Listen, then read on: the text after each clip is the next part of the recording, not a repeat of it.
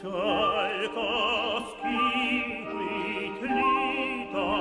летаючи, мов за дітьми плаче,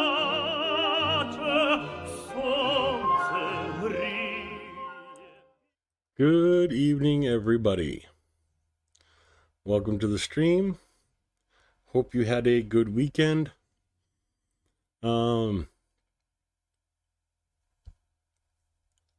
Not much else to say, so let's just hop right into it. Operational information as of 8 p.m. December 1st.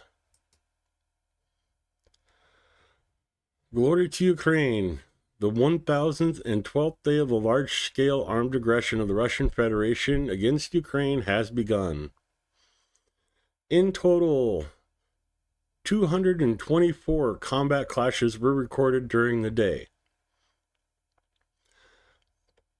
Yesterday, the enemy hit the positions of Ukrainian units in populated areas with 2 missiles.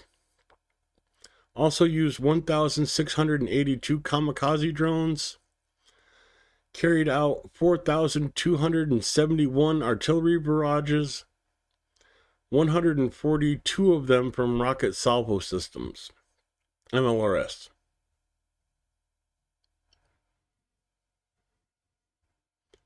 Over the past day, missile troops and artillery of the defense forces hit 3 areas of concentration of personnel and equipment of the Russian invaders. So still striking behind Russian lines. I'm going to take a break here and say hi to everybody. Ronnie Vatkin, Blue, good to see you guys. Neon, Golby, good to see you. Blonde Bombsheller, good to see you.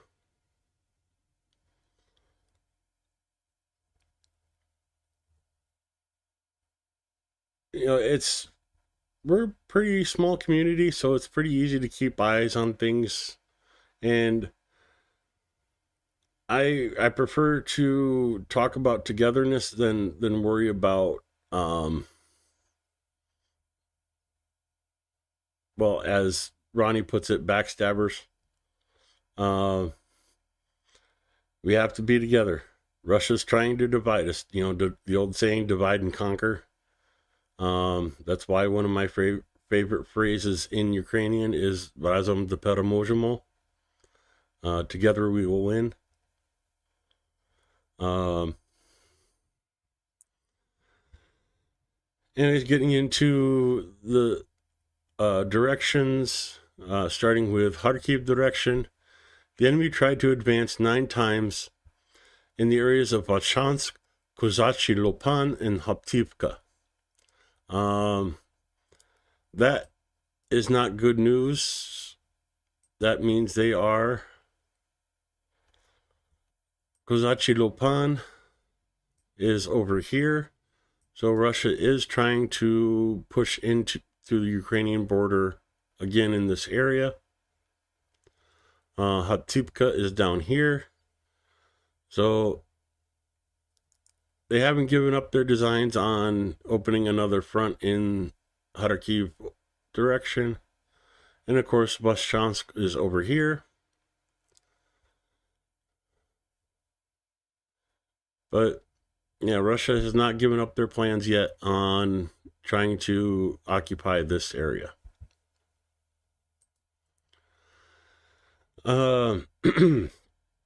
7 attacks by the occupiers took place in the Kupiansk direction in the past day. The defense forces repelled enemy assaults near Pischanty, Kolonivska, Lizova, and Zagarizovo. Come over to Kupiansk, Ushlivka, Zagarizovo, Lizova. Oh, what was the other town? Oh, Pischany. Pischany is occupied, but like in these areas they were talking about. Russia is still trying to widen their line here along the Oskil River in Reservoir. Oh, no, not again.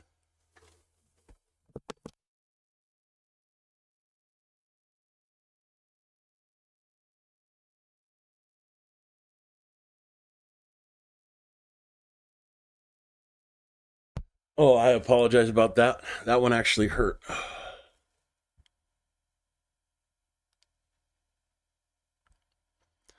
Welcome to the stream. Go with the flow. We're a friendly, small little community of Ukraine supporters, and well, just trying to spread the news of what is actually going on in Ukraine. Cover the after action report, the daily after action report from ZCU, Ukrainian Army. Now we go over the number of attacks Russia does, the strikes they carry out on Ukrainian troops, and go over the attacks by areas. And I'm going to keep continuing with that right now. And let me scroll up so I'm looking at the camera rather than at the bottom of the screen. The enemy attacked 20 times in the Liman direction. Tried to move forward near Grivka, Druzhelabivka, Novoivorivka, Zacherny, Terny, and Torsky. Essentially the entire front area. Novoivorivka.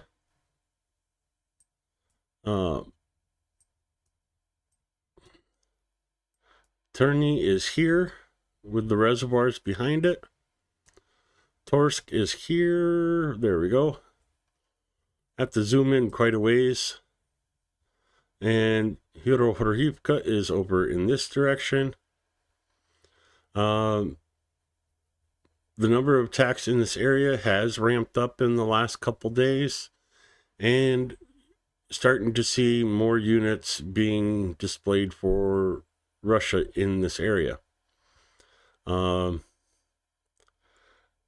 think just my personal opinion, but they're trying to put pressure on Liman and Sylvansk to try and draw Ukrainian defenders from Chasiv Yar, Torsk, and of course Pokrovsk.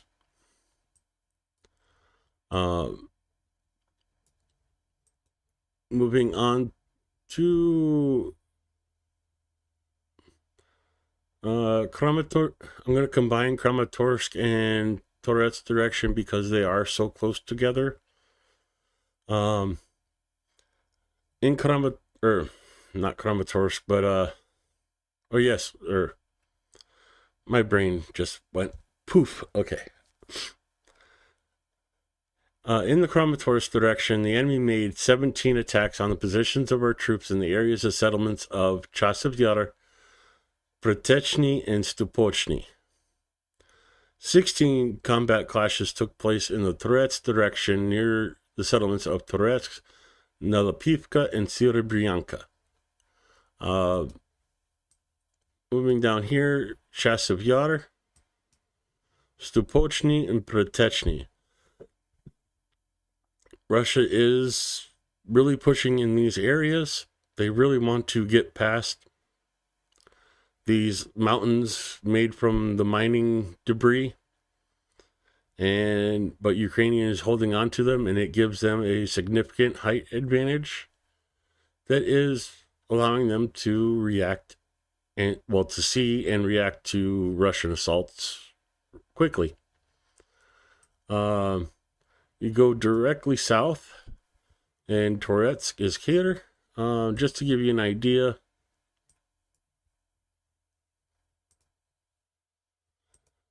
straight line, it's only a 20-kilometer distance between Chasiv Yar and Toretsk, with Konstantinivka in the middle. Go to Toretsk. Petrivka, and Sirbianka. So they are really just trying to get into these settlements. And of course, Toretsk is defending the rail line, which Russia really needs. Right now, they're supplying out of this rail depot here. If they can take Toretsk, they can secure this rail depot in Druzhba and be able to supply closer to the front.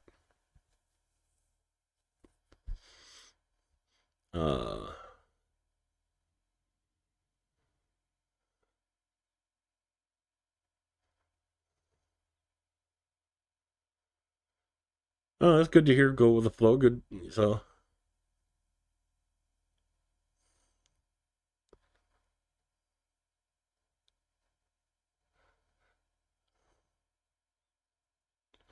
KKGG, it's good to see you in the chat.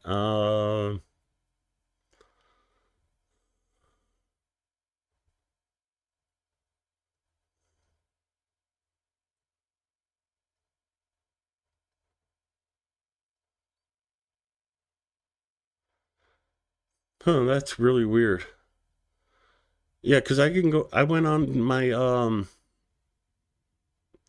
talking about people in chat not being able to see their chats. You know, I went on to my the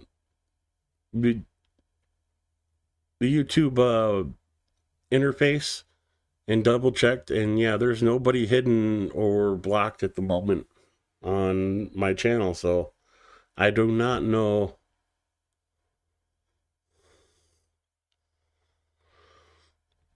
Okay, so yeah, then I might know you under a different name then.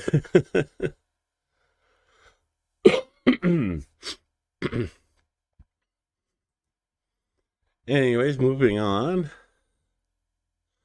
Covered Toretsk. Let me scroll this up.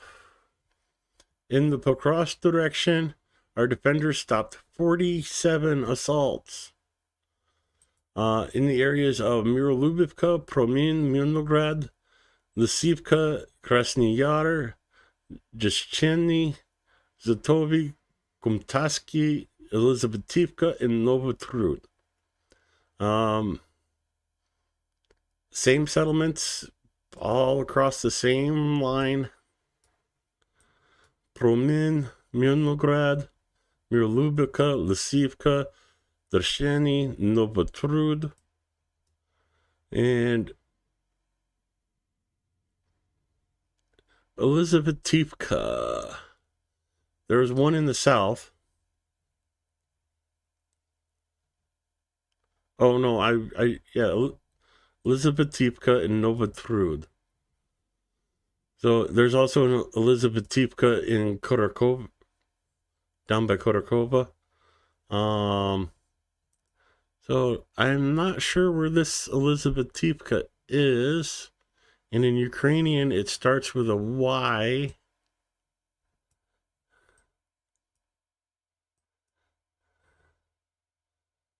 And Novotrud is here.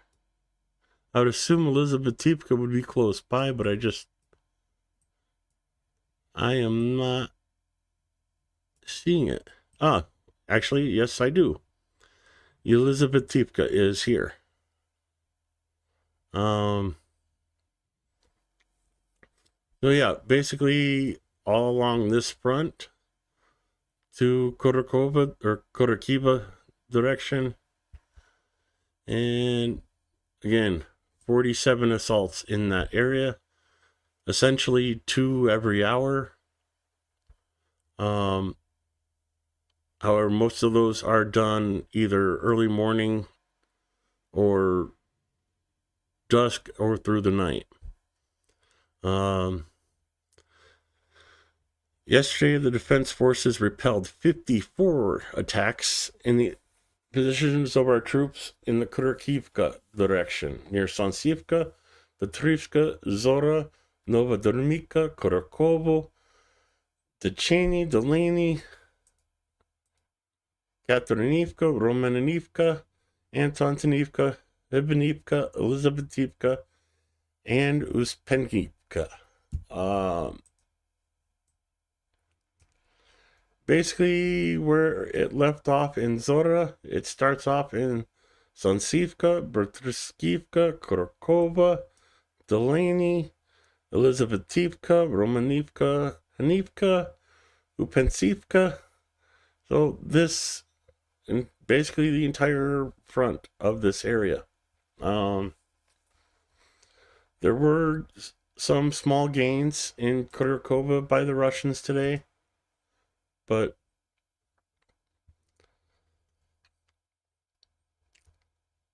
not sure what to say about it. It's just going to happen.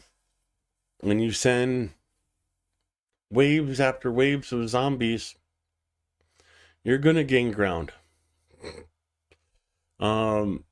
Especially when you're fighting a foe that cares about their people and wants them to live. Russia does not. They don't care if their troops live or die. They actually prefer them to die because then they don't have to pay them. In the Vermitz direction, the enemy carried out 18 assaults on the positions in the areas of Vasily Gay, Konstantinopolsky, Rozolny, Velika Novoselivka, Novodanrivka, and Novopil settlements. These literally butt up right against the other direction. Upenskivka was Kharkiv direction, Konstantinopolsky, Sukovyaly, Zeleny Gay, Rozolny, Velika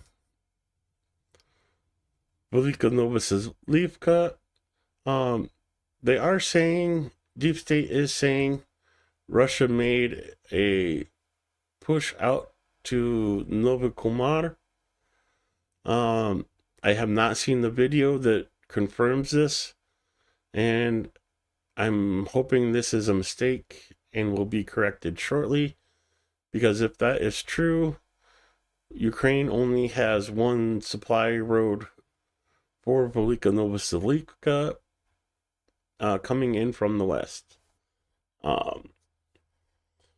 Hopefully this situation gets resolved, today, but we'll have to keep an eye on this as we go forward. Novopil is here. There's not so many pushes in this area as they are trying to get, if Velika Novoselivka is going to be a bigger city.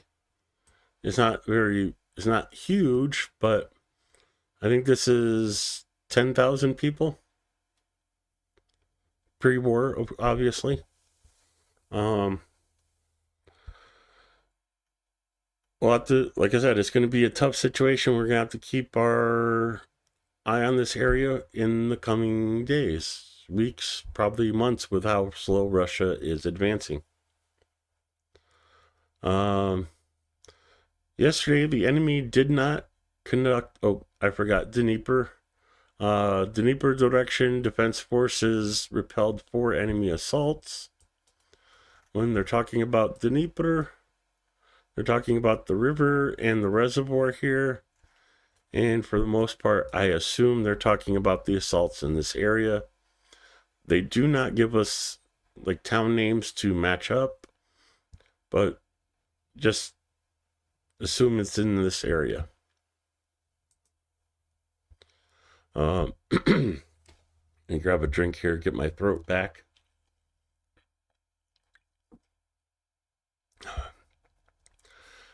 Yesterday, the enemy did not conduct active operations in the Servisk, Orchiv, or Huliopol directions. No signs of formations of offensive groups of occupiers were detected in the Volyn Polosky directions. Just in case you guys did not know where they're talking about here, Volyn well, it'd actually be easier to show you on here. Volyn and Pulowski are up here by Belarusia. Yeah.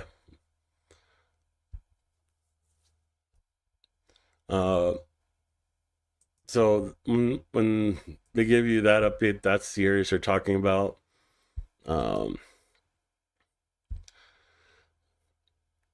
Moving on, the enemy is actively using artillery from the Russian Federation in the areas of Ukrainian settlements against areas in Ukraine. I don't know if I'm reading that wrong or if it's like translated poorly by Google.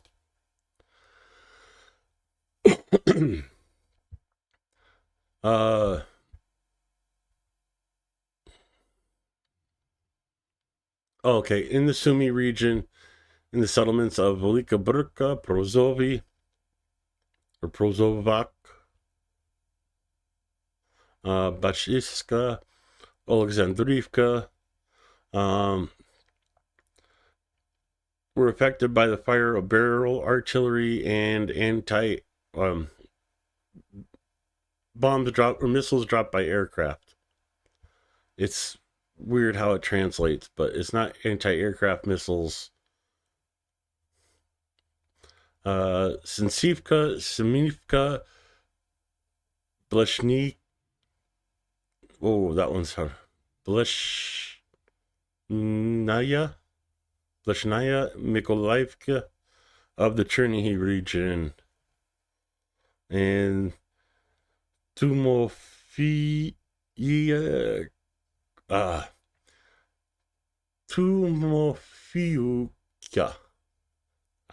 That one's a tough one. Of the Kharkiv region.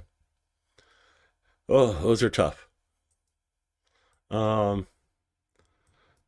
Chernihiv is up here. Semivka was one of them. Just trying to do a quick glance. Druzhba and the other Toyu. Yeah, I can't say it is over in this area.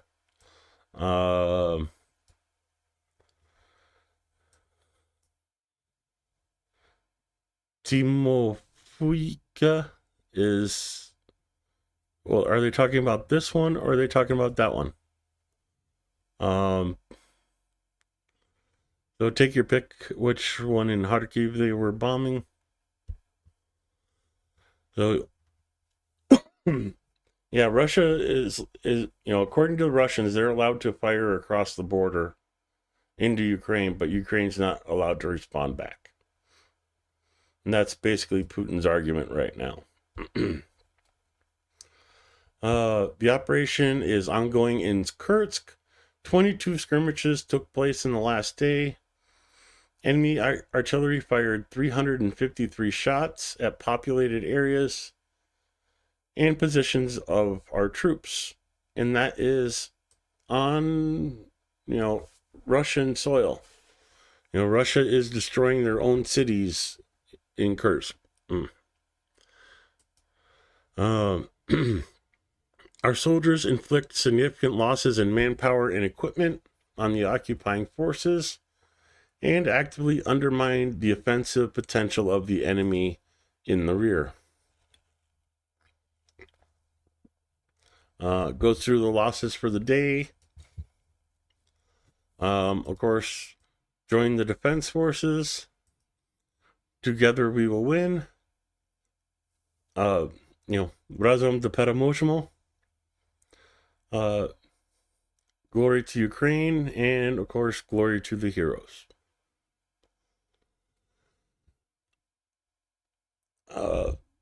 Covering those losses from Russia, let me pull up the graphic here.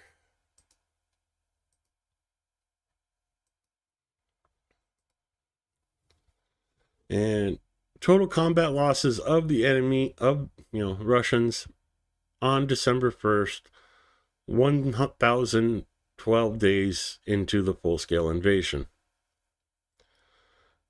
They lost 1,730 troops, bringing the total to 742,130.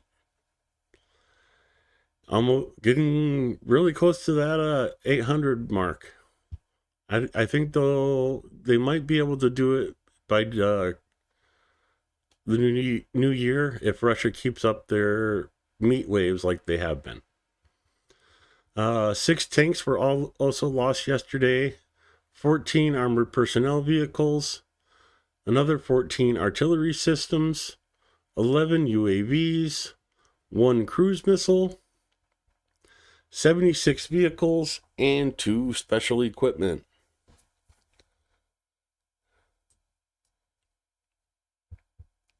Let me pull up the speech from Zelensky. I'll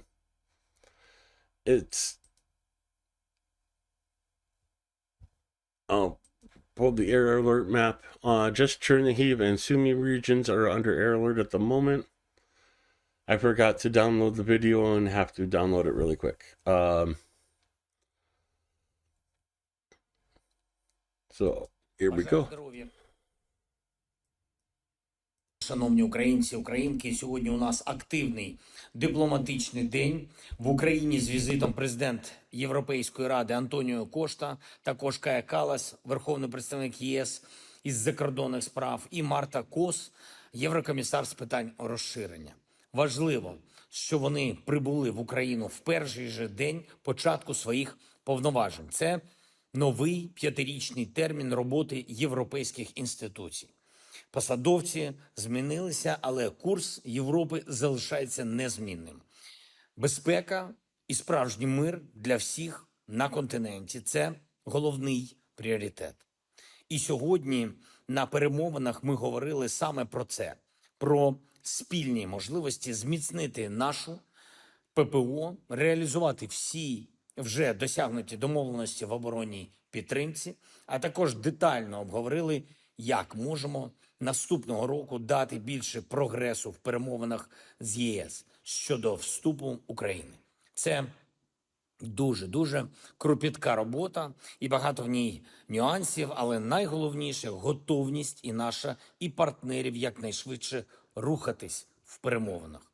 Наступного року піврічні головування Польщі і Данії в Євросоюзі, і ми маємо зробити якнайбільше, щоб європейський проект був реалізований і для України, і для Молдови, і для Балканських держав. Звичайно, сьогодні приділили увагу питанню про НАТО, НАТО для України, про запрошення в Альянс, яке може фундаментально посилити Україну перед будь-якими перемовинами щодо завершення війни. І це така річ, таке посилення, яке багато в чому зможе гарантувати справедливість миру. Я вдячний всім партнерам, які з Україною в цьому питанні.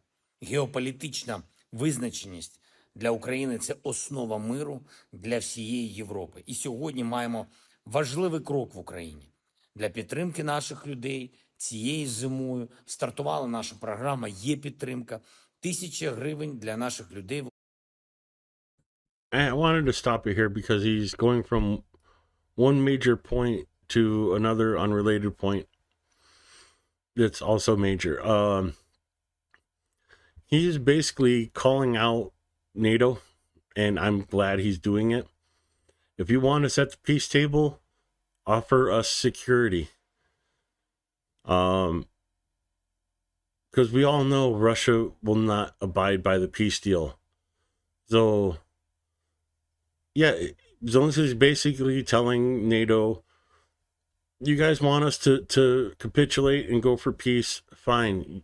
But when Putin breaks the treaty, you guys will be involved in the next war. Totally calling out NATO on that, and I love it. He's about to go into talking about a... I don't want to call it a stimulus package, but it essentially is. 1,000 hryvnia from the government to each person in Ukraine, man, woman, and child. And I'll let you tell him I'll let him tell you the deep details. Цією зимою стартувала наша програма «Є підтримка». 1000 гривень для наших людей в Україні. Це для кожного і кожної, для всіх, для дорослих, для дітей. В середньому кілька тисяч на сім'ю. І кошти на оплату товарів та послуг, українських товарів та послуг. Зокрема, це комунальні послуги, українські ліки, квитки на залізницю. Можна буде купити і книжки за ці гроші. Ну і звичайна програма може стати також фактично програмою національного донату, якщо спрямувати цю 1000 на підтримку волонтерів, на нашу оборону. Я вдячний всім, хто забезпечує технічну сторону програми. Уряд, Мінекономіки, Мінцифра. Вже за перші півдня роботи «Є підтримки» 1 100 000 українців зробили заявки на виплату. І в тому числі майже 300 000 заявок на виплату для дітей. Тобто масштаб програми і темп реалізації хороші. Важливо, щоб уряд контролював роботу всіх систем в програмі, щоб на 100% забезпечили все, що обіцяно людям. І також уряд має представити деталі інших програм підтримки цієї зими і протягом наступного року. Слава Україні! Героям слава.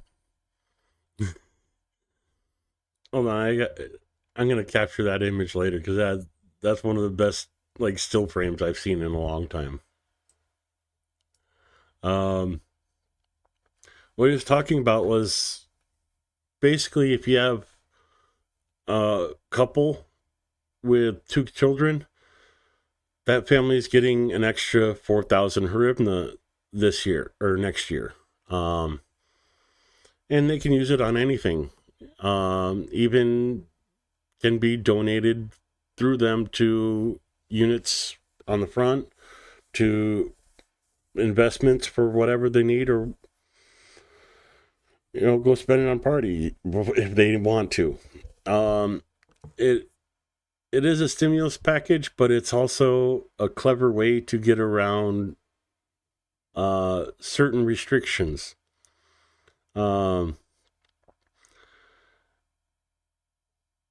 If people donate it to the military, is what I'm talking about.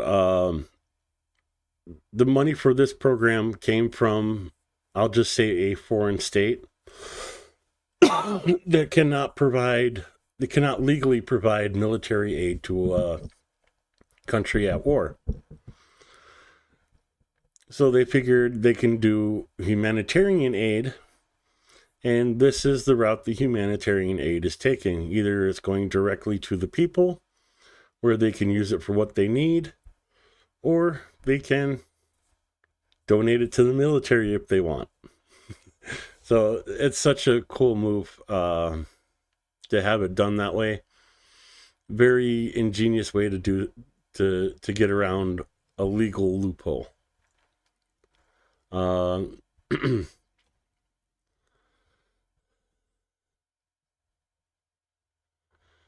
Let me catch up with chat here.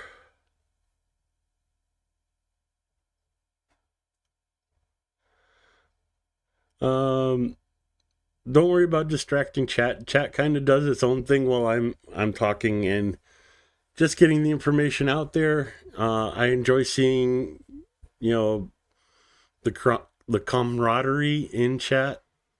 So,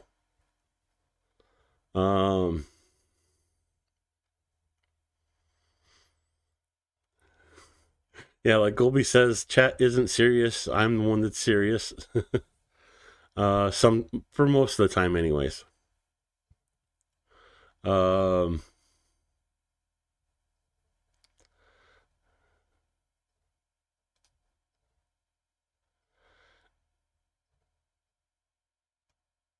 Vlad's already starting to cause drama. I'm joking. I try to avoid the YouTube drama like the plague. It's not worth it. and distracts from the real goal, in my opinion. Yeah, 8:15 Central Time, like 9:15 Eastern.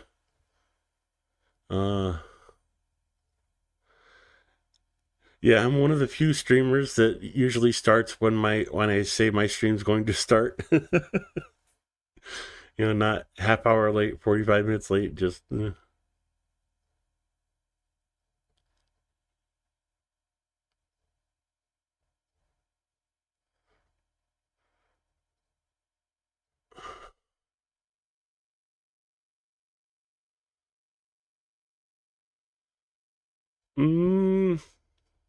Okay, you're in character for that. Okay, I was kind of confused for a second there.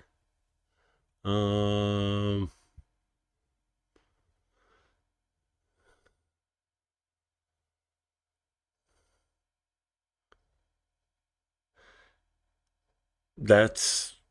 not saying that out loud because that's out of context. No. Now everybody's going back and looking through chat for what I'm talking about out of context.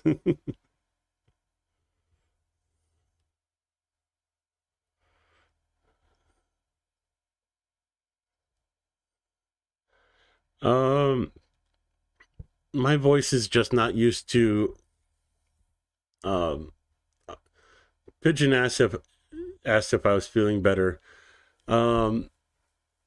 My voice is not used to having to talk this much. I am usually a very shy person, and sit in the corner and watch everybody else interact. So doing these streams, it strains my voice. You'll be able to tell by the end of the stream that my throat is hurting, and yeah, I do a nice hot tea with lemon and honey. I about called it med. So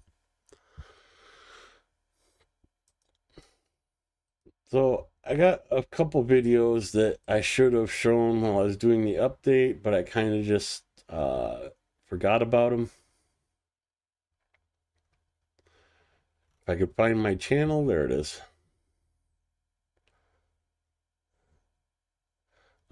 This is from the 42nd Brigade.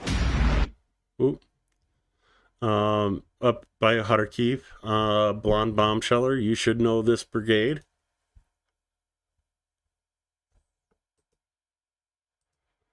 For those of you that don't get the hint, this is the brigade that Viper is part of. They're trying to collect for some Maverick thermal drones for reconnaissance. So, Blonde Bombsheller, she can get a hold of her and she can show you how to help them out with those. Anyways, let's...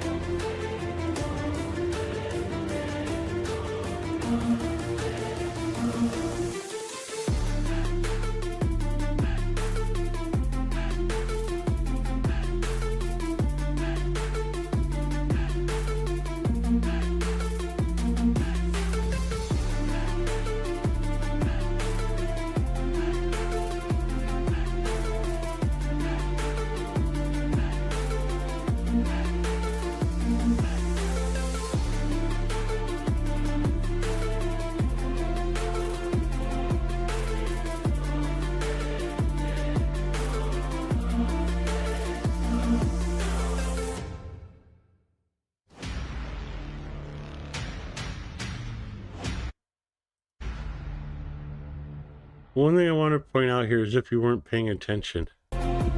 Let's see, where was it?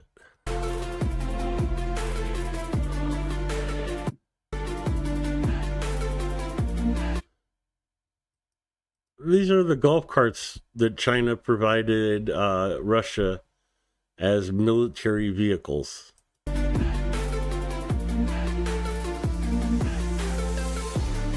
And almost a perfect picture of it right there on its side. Yeah, Chinese golf carts as like the Jeeps of World War II. I just thought that was worth pointing out, and get to see some Russian equipment go boom.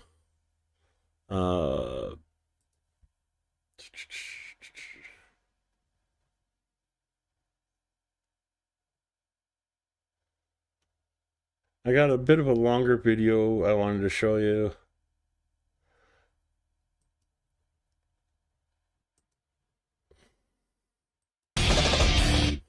This is a video of a Shaheed getting down, shot down by mobile defense forces.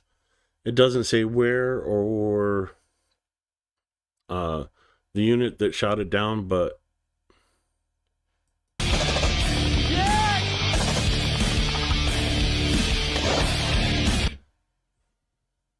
quick little video, but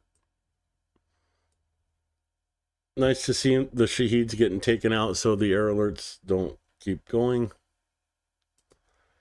Of course, if you want to check out any of these for yourself, they are in my channel on Utopia if you're on Utopia.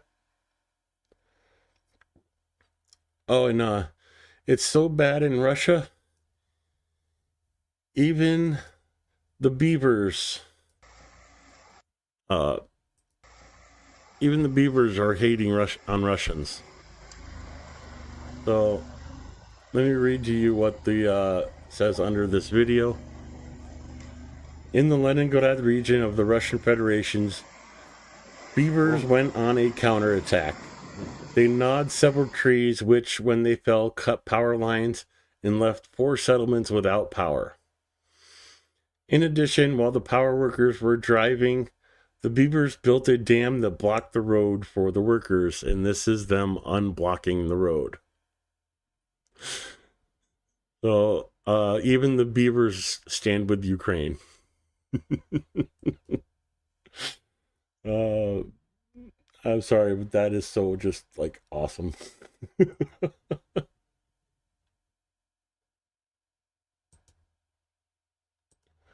Let me grab the next one. Oh, and of course, it is Sunday. Oh. Let me grab the channel directly because I got the wrong link. So Zelensky puts these videos out every Sunday.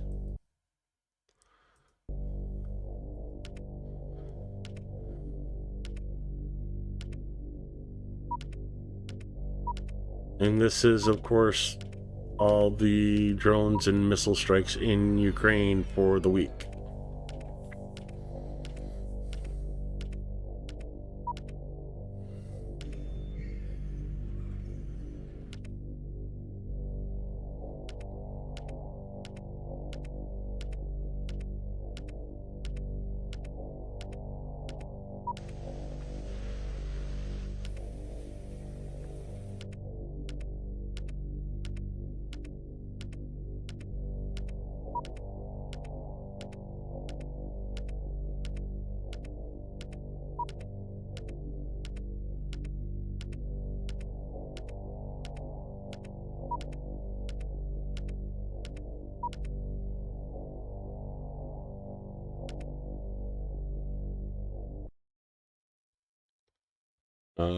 We need strong support from our partners. Give us more air defense. And of course, Netherlands and Slovakia, I believe, actually are answering that call this week and have sent Patriot launchers to Ukraine, or agreed to send them to Ukraine this week.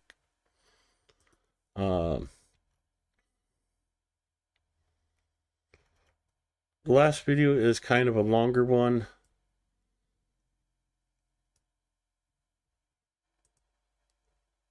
It is almost 10-minute video. If you guys want to stop watching it, just let me know. Sumy, a Ukrainian city on the border with Russia, which the Russians tried and failed to capture in the spring of 2022, is now subject to continual guided aerial bomb, missile, and drone attacks. The attacks grew in intensity following Ukraine's August 6th offensive in Russia's Kursk region, where Ukrainian troops captured the town of Sudzha. In Sumy, recent shelling of residential buildings and civilian infrastructure has claimed dozens of lives and caused significant damage. However, life in Sumy persists. Restaurants, municipal transport, and even theaters, of which there are 2, remain operational. Despite the constant danger, the majority of the population has chosen to stay.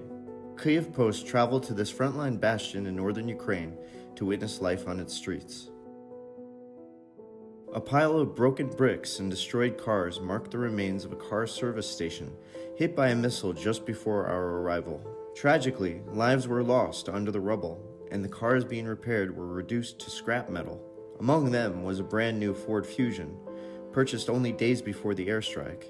This is just one of many Russian strikes on Sumy, a city that once had a population of 300,000.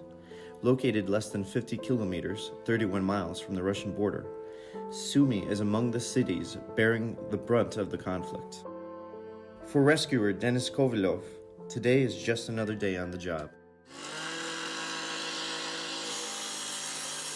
Ми приїжджаємо, і відразу організовується штаб, розподіляємося, хто бере на себе яку функцію, хто бере функцію на надання домедичної допомоги, хто достає з-під завалів людей, розвідка, шукаємо потерпілих.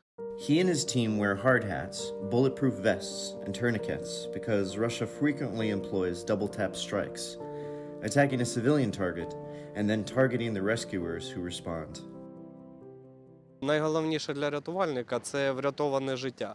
Тому я рятувальник, в мене страху не повинно бути. Приїжджаєш і просто працюєш на результат. Прилетіти може як другий раз, так і перший десь. Тому боятися і перейматися за це потрібно працювати і виконувати свою функцію.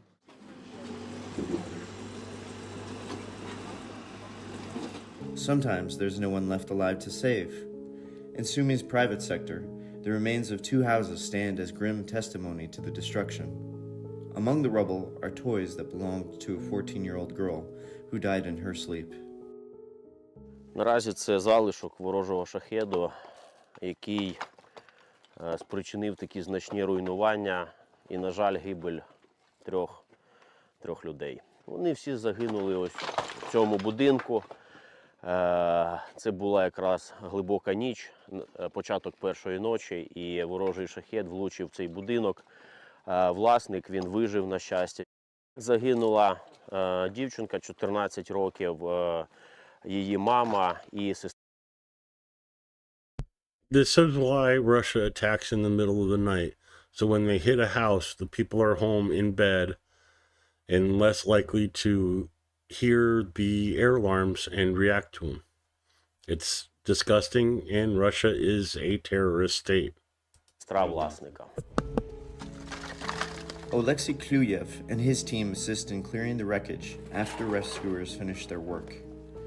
He points to drone fragments that claim the lives of an entire family.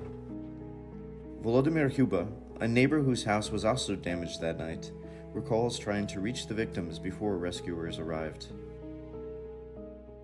Жена дуже гарна. Іриною зовуть.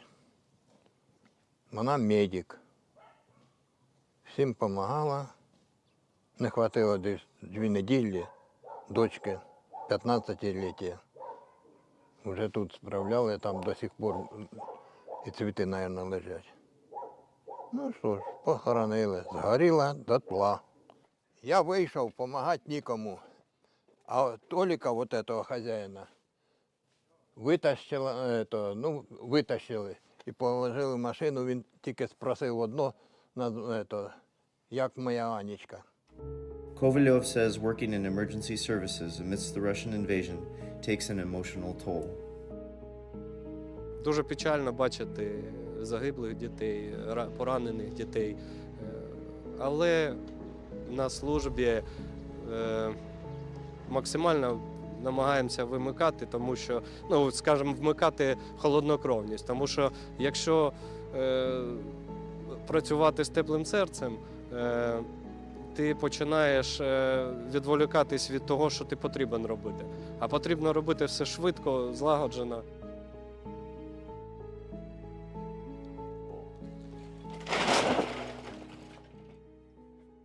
Volunteers say Russia treats Sumy as a testing ground, striking with various weapons, including Shahed drones packed with shrapnel and cluster munitions.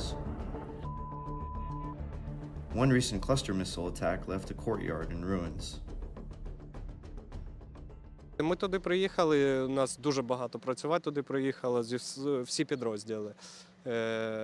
Це дуже масштабно було, це не одна будівля, і сусідні двори пошкодило. Дуже багато людей знаходилось після вибуху, посічені уламками були, і потрібно було ламати двері, бо людина знутрі зачинена була, і приходилось ламати двері, і знаходили людей, потерпілих, ранених. На жаль, були і загиблі.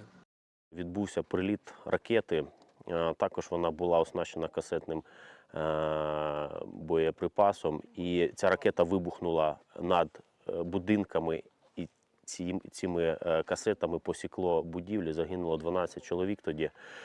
Було вибито понад 2000 віконних блоків. Today, that same courtyard is unrecognizable. Windows are boarded up, and walls and doors are being repaired. Residents, united and resourceful, work with volunteers to restore their homes. Тут уже позашивали, але ще не всі, тому що залишились під'їзди, вікна в під'їздах, але в основному вже всю роботу зроблено. Despite constant airstrikes, life in Sumy endures. Families stroll through the city center and restaurants continue to operate. While air raid shelters are frequently used, residents remain defiant, refusing to leave their homes. Sumy also boasts 2 theaters. One is the city's own, the other belongs to a troop from occupied Luhansk. After relocating to Severodonetsk, they moved again in 2022, finding refuge in Sumy. Так як ми один із єдиних колективів Луганщини, який несе в собі українську ідентичність, ми зараз працюємо, робимо нові вистави. Да, ми опинились на лінії вогню, але ми всі живемо надією, знаємо і віримо в наших захисників і захисниць. During air alert, Sorry to stop it again. I just wanted to point this out. This is a theater troupe from Luhansk. One of the Russian propaganda lines is that, everybody in Luhansk wanted to be in Russia. Well, these guys didn't. They were forced to run away from their home twice by Russia to continue doing their theater group elsewhere, because they wouldn't be allowed to be Ukrainian in Luhansk anymore. So, next time someone tells you, well, Luhansk wants to be in Russia. No, they don't. They had to run from Luhansk to not be killed or murdered because they wanted to be Ukrainian. which occur as many as 10 times a day. Rehearsals are often interrupted. Хоче свиня літати, а світ симорай. Performances are held in an underground shelter converted into a stage. Отут ми зараз граємо під час повітряних тривог, ми показуємо вистави, і вистави проходять у нас майже на повному аншлагу, тому що тут зараз тільки 50 місць.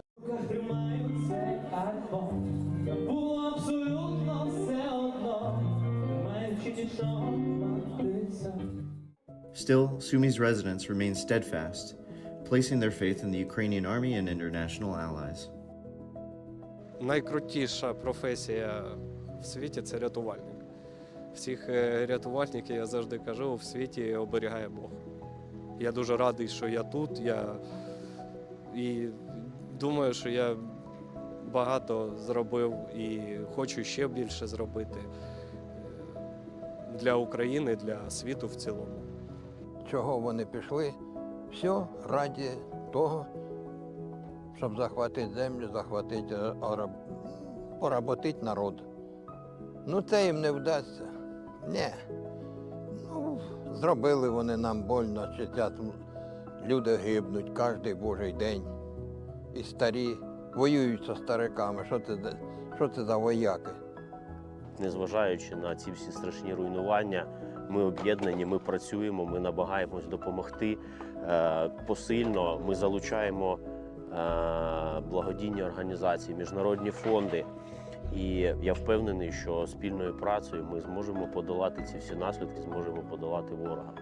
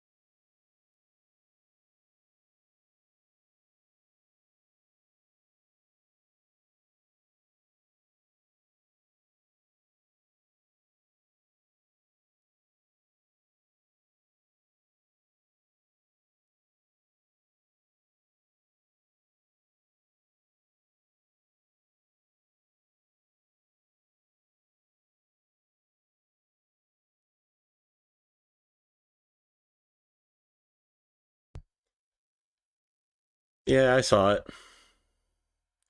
So yeah, I apologize again. Would it be one of my streams without messing up the microphone? No, so I have to do it at least once. So I was just saying, going over this, 45,720 troops is 3 motorized rifle divisions. That's 3 divisions that Russia lost in November alone. The record losses per day was in November since the beginning of the invasion. 10 battalions of tanks were lost. 4 motorized rifle divisions of BBMs, which is armored personnel vehicles. 884 artillery systems. Almost 50 artillery divisions. That's just in November. You know, almost, I don't know if that means about, but about $3 billion worth of equipment in November alone that Ukraine has destroyed of Russia's. Think about that, $3 billion in 1 month.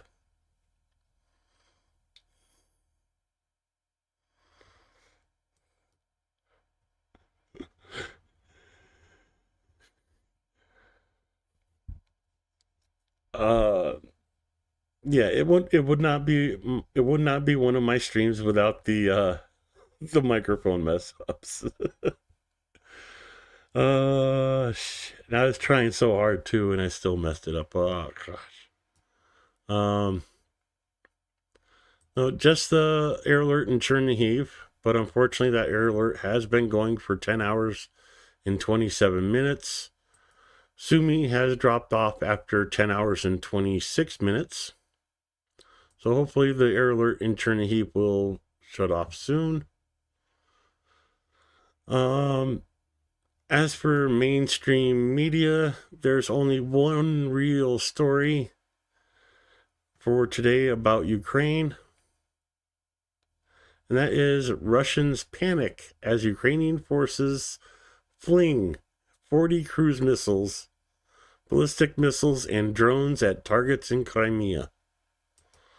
And I think Forbes is behind a paywall, so let's try this.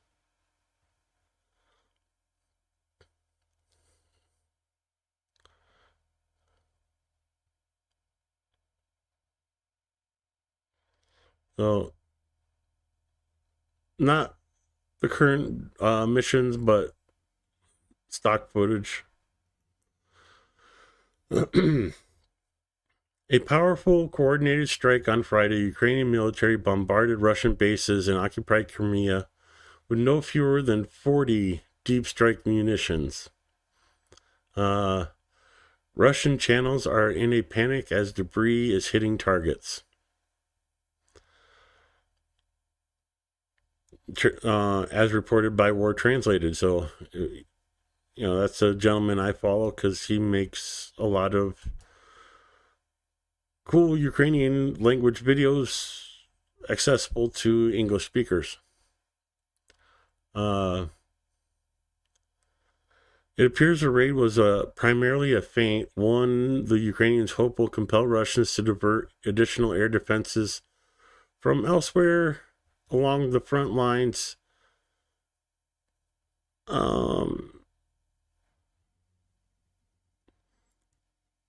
So yeah,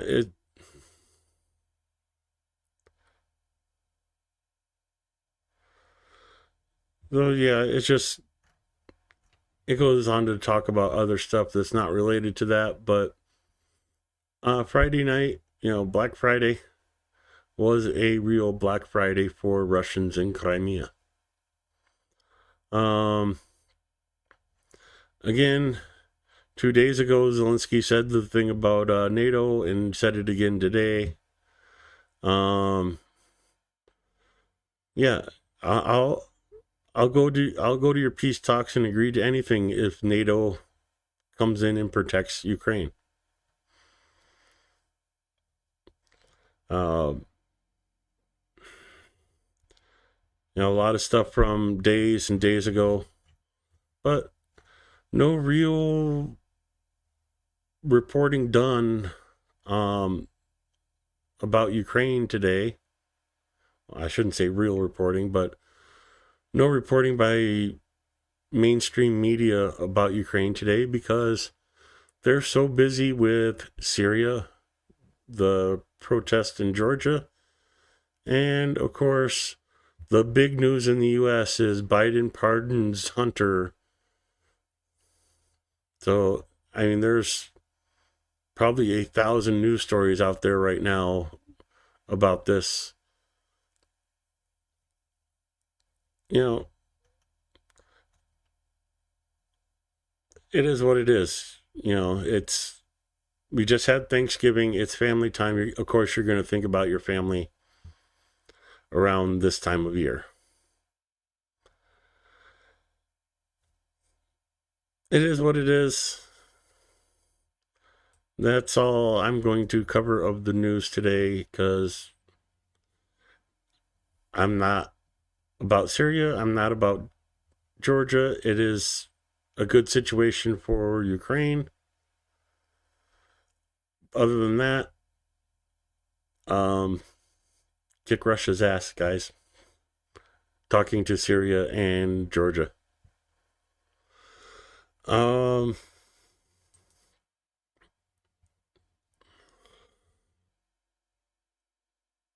So, video thank you from the servicemen and women that trained in the UK. And this one is, I think, pretty important. On December 1st, 1991, all Ukrainian referendum on Ukraine's independence was held. The Ukrainian people confirmed their desire to live in an independent state, with 90.92% of the referendum participants answered, "Yes, I confirm."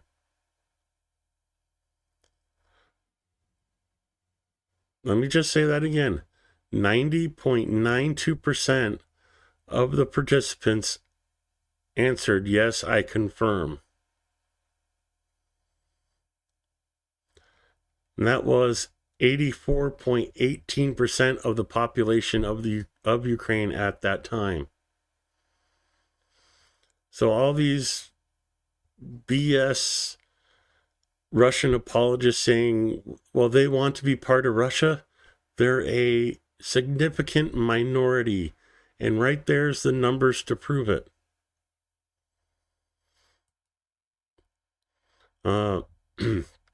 Armed forces of Ukraine are the guarantor of independence, sovereignty, and territorial integrity of Ukraine in defense against armed and hybrid aggression of the Russian Federation. The ballot contained text adopted by the Verkhovna Rada on August 24th, 1991. There was a question: do you confirm the act of proclamation of independence of Ukraine? With two answer options: yes, I confirm, or no, I do not confirm. Pretty easy ballot question. Either you support the independence of Ukraine or you don't. And of the 84% of the population that voted, 91% said yes.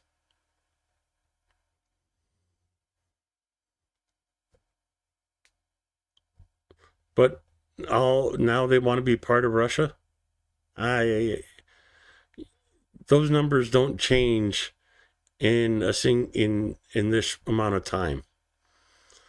Maybe 50, 60, 80 years, maybe 100 years, but that number would change drastically enough to switch the other way, but not a 91% yes. Go ask any political commentator how often they see a 91% yes vote. I think the last one we had in the U.S. was the declaration of war on Japan after they bombed Pearl Harbor.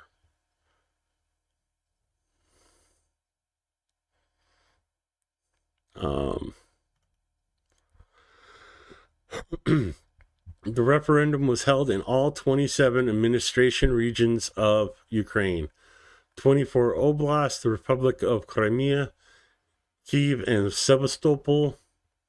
There was not a single region, not a single populated place where the idea of independence of Ukraine would not find the support of the majority of its citizens. In particular, 54.19% of citizens voted for independence in Crimea. And that was the lowest percentage, was Crimea. That's also the main area where Russia was importing people and paying people to move to Crimea from Russia.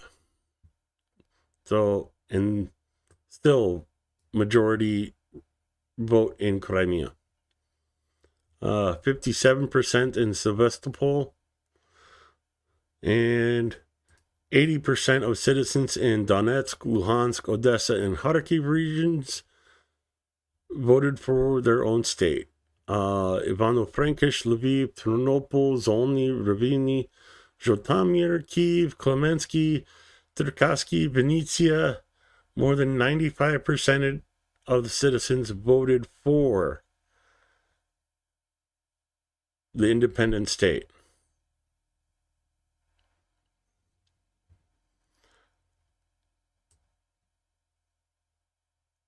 Yeah.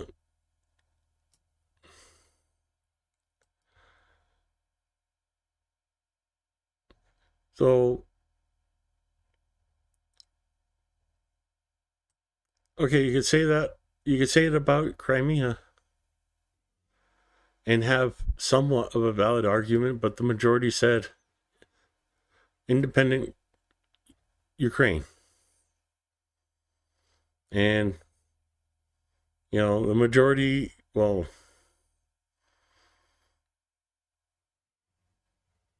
unfortunately, we know the rule of majority here in the United States because we have a president that pretty much half the country didn't like coming into power because they got majority vote.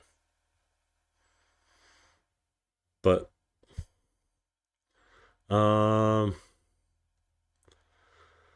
the third time in 300 years of our historic and same time tragic history, since the War of Liberation in the middle of the 17th century, Ukraine has gained independence, and that was in 1991, on December 1st, 1991. It was an all-Ukrainian referendum that gave the act of proclamation of independence of Ukraine, adopted by the Verkhovna Rada, and allowed them to form a independent state. Soviet Union was an object of international law, ceased to exist, and an independent state, Ukraine, was restored on the political map of the world. The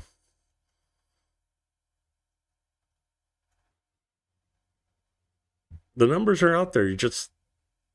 There you go. In Kyiv, 92, might as well say 93% of the voters voted for an independent Kyiv.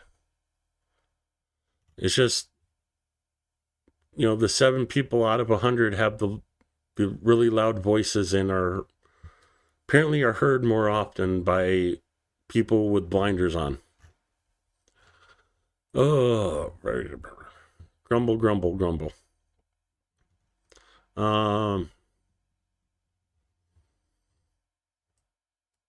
Yeah, this was another one I thought was interesting.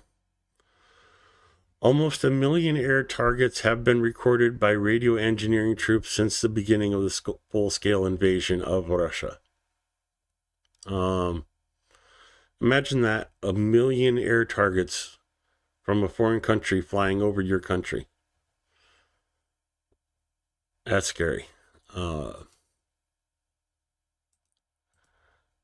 it out?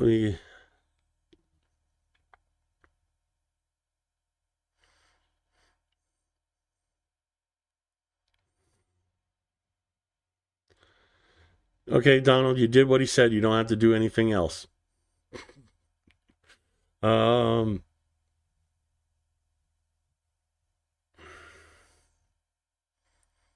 Unfortunately, I am still smoking. Just had some stressors that are not really the best of things in life.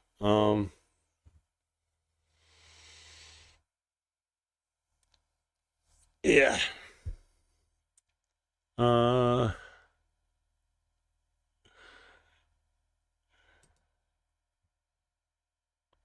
I don't have anything else for you for news on Ukraine. So if you were just here for the news, thank you.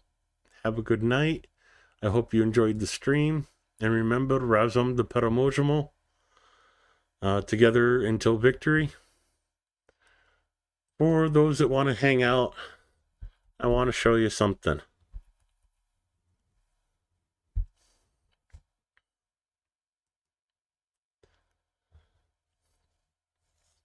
This is Dimbria. It's basically like Zillow for Ukraine. And everybody wants to see like what the high-end houses look like, what the low-end houses look like. I want to show you what average houses look like in Ukraine. And each one of the dots on this map is a house between the price range of $5,000 and $20,000. Very affordable by US means, but fairly average for a Ukrainian income. And well,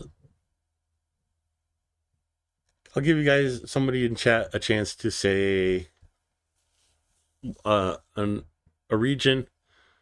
Of course, occupied regions are not listed. So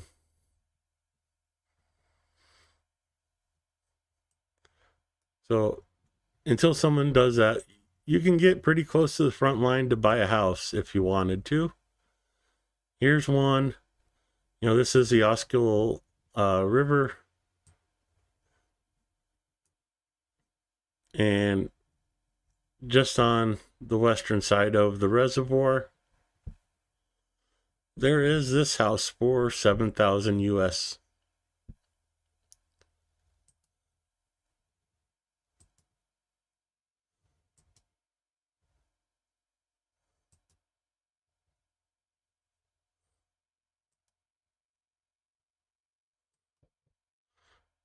So it needs some paint, ooh, some foundation repair too. Okay, a lot of foundation repair.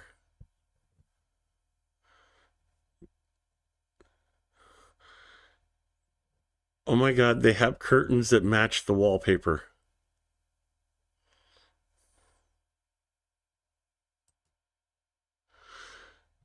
I will say this, Ukrainians love their wallpaper.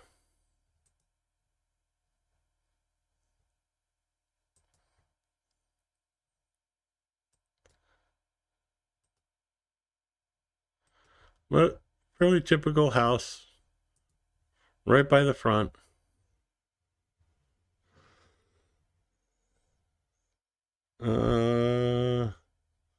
Zikapartia.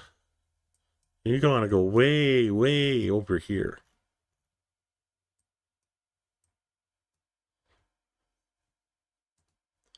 So way over in the bottom corner.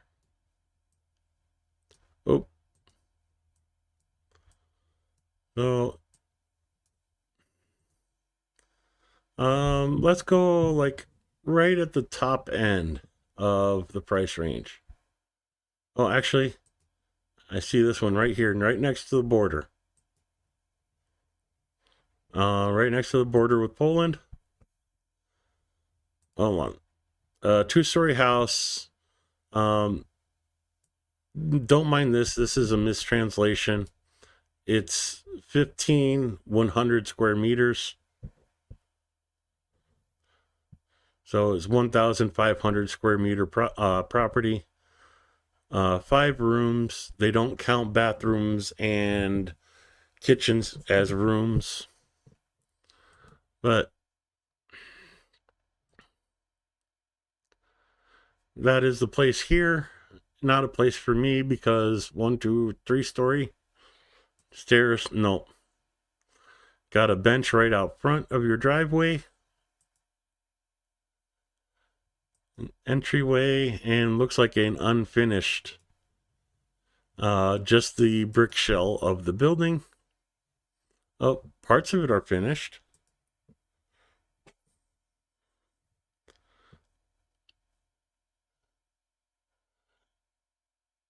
Oh, that's a guy in the mirror taking the picture. Okay.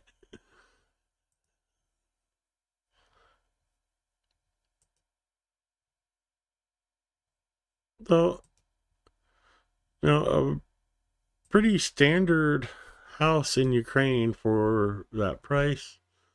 Let's look at this other one at $19.99. This is an older style village house.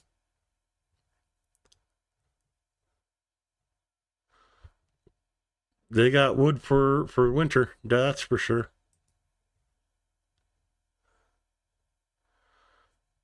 Want a mountain for your backyard?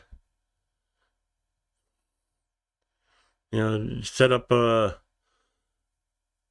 little motor and a rope line, and you just, in the winter, you hold on to the rope and turn the motor on, take you up the hill, ski down. Your own little personal ski resort. Outdoor bathroom. I'm assuming this is an old chicken coop.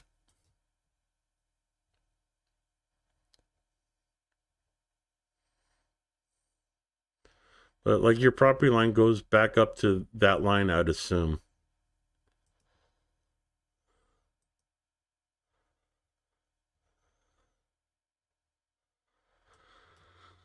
Looks like stucco walls. Pretty basic house in Ukraine.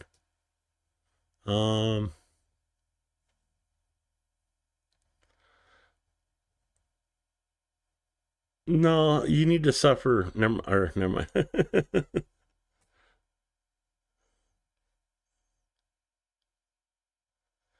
And I'm going to put somebody in timeout for a few seconds.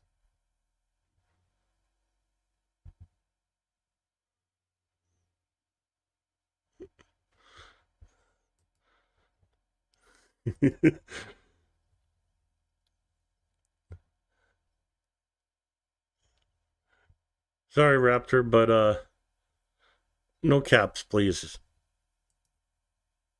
You don't need to yell and chat. We're all able to read it just normally.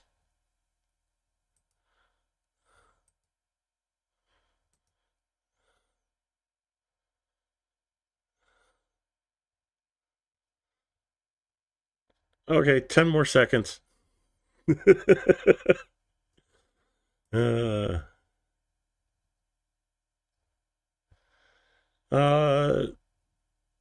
I think so.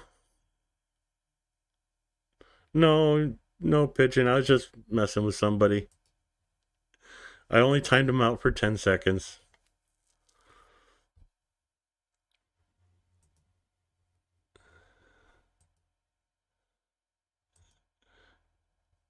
But that was a pretty standard house. Of course, the homes in the West are more expensive because there's this conception that the farther west you are, the safer you are from airstrikes and such.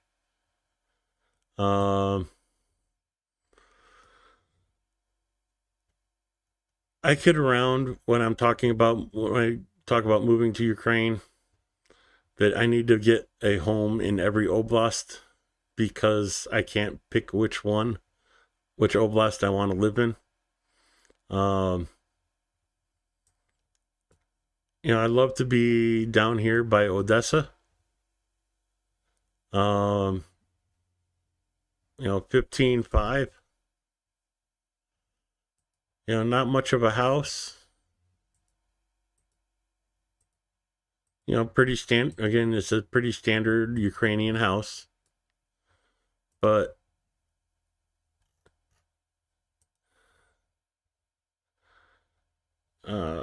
come on,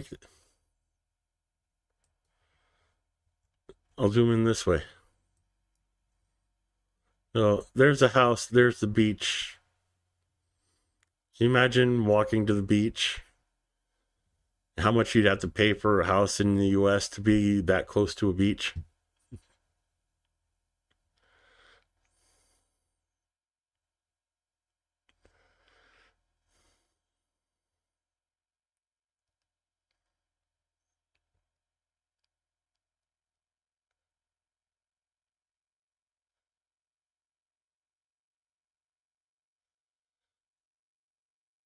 Okay, I can settle that because I forgot to do my announcement on.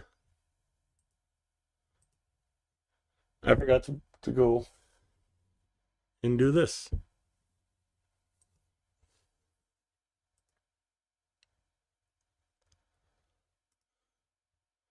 $30. Okay, I can.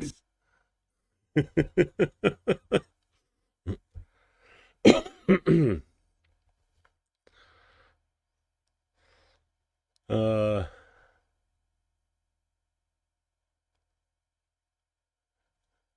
that Russia wants anything, everything they can grab. You know, it's like a 2-year-old. Russia's like a 2-year-old kid. Oh, mine, mine, mine.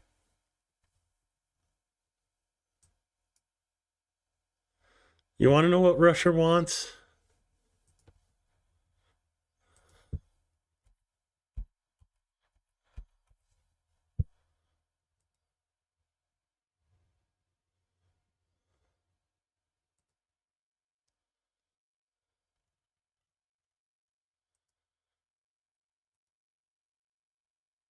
This is what Russia wants. Out to the Baltic Sea, half of Poland, parts of the Romania, all of Moldova, all of Ukraine, all of Georgia, all of Azerbaijan and Armenia.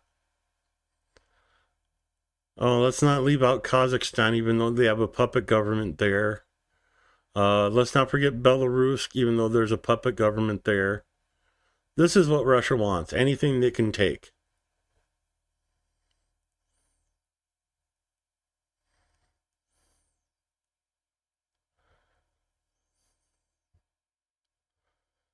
You know,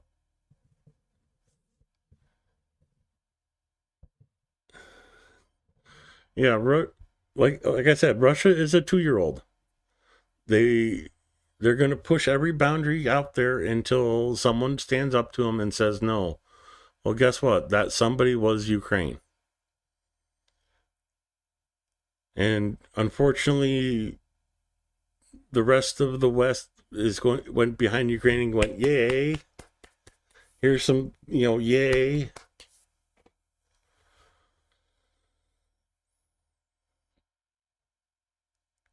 I'm very disappointed in the U.S. government's support of Ukraine to date.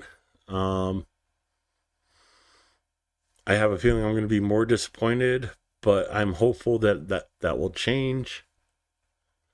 But yeah, Russia wants what the USSR had, what they consider defendable borders.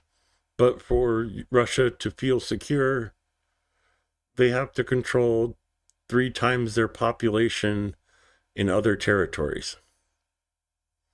Yeah, that's not going to happen.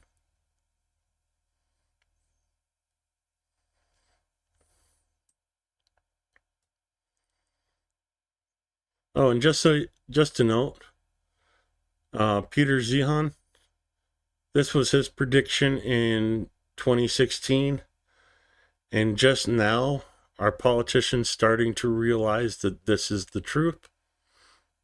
My representative from South Dakota went out and made a speech about this a couple days ago. It does not stop with Ukraine. Estonia, Latvia, Lithuania, Poland, Romania, Moldova, Georgia, they're all next on the chopping blocks. And this is going to be NATO involved. So if we don't get off our high horse and help Ukraine like we should, we are going to be boots on the ground in one of these countries in the next 10 years.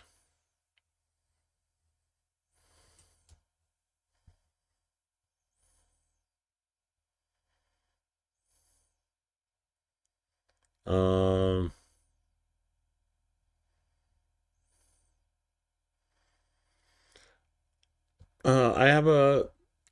I see Bell's talking about walking around with the Ukrainian Trident water bottle.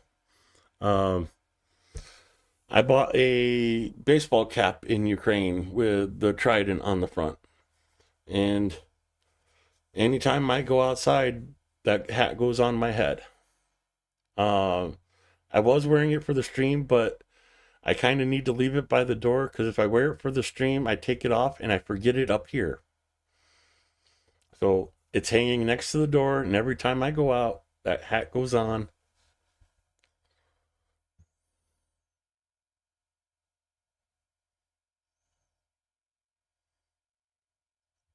Yeah, Napoleon complex, Andrew, is what I think it is.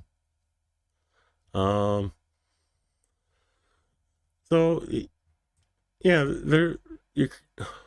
houses in Ukraine are very affordable from the perspective of like Europeans or Americans. I just kind of wanted to show that off a little bit today. Let's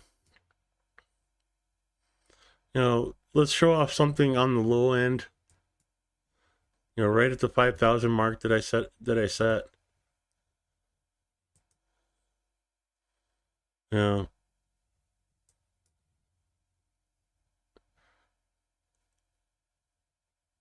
That is a very pastel blue. Little dog kennel. How'd you like to get your water from that well?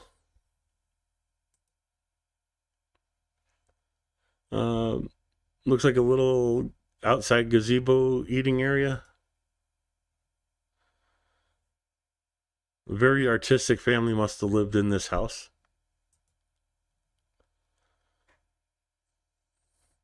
Again, the wallpaper.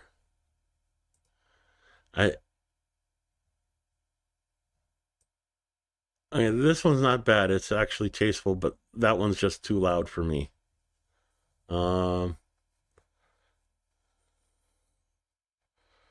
Take the picture straight up and down.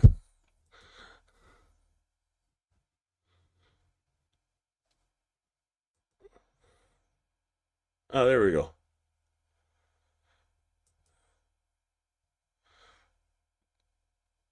That's a pretty cool refrigerator wrap, I guess. Oh, it even has an indoor shower. And I'm assuming, yep, there we go. So there you go. $5,000 little country village that has indoor plumbing. Near Uman, wood heated little town of Kuti. So if you wanted an affordable place to retire,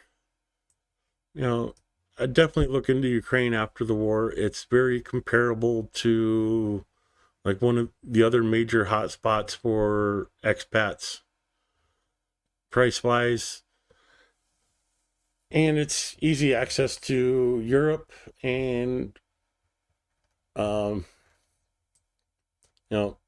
Mediterranean just south of the Black Sea. Just something for you guys to consider if you're considering it. With that, I am going to call it a night. Thank you for coming to the stream. Especially thank you for supporting Ukraine.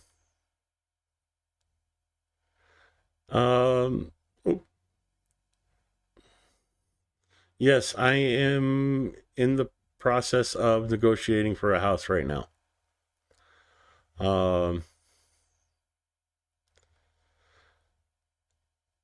Residency is easy enough there's many paths to residency in Ukraine.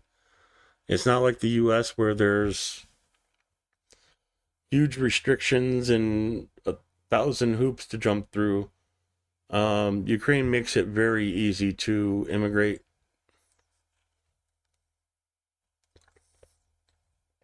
And being from the US, I have a significant advantage. Without a visa, I can go live in Ukraine for 3 months, leave for 3 months, then come back for 3 months, leave for 3 months. And let me open this over here since I got something else to talk about now.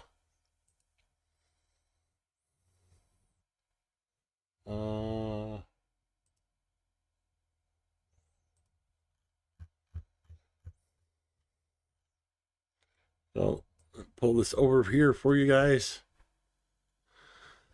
So, staying in Ukraine for 3 months, and I can stay in Ukraine for 3 months out of 180 days, 90 days out of 180, without having to get a visa. So, worst case scenario, I get a house in Ukraine and I get a house in Hungary. I leave Ukraine, go to Ukraine, stay there for 3 months, come back to Hungary for three months, go back to Ukraine for 3 months, and just bounce back and forth. That's like absolute worst case scenario.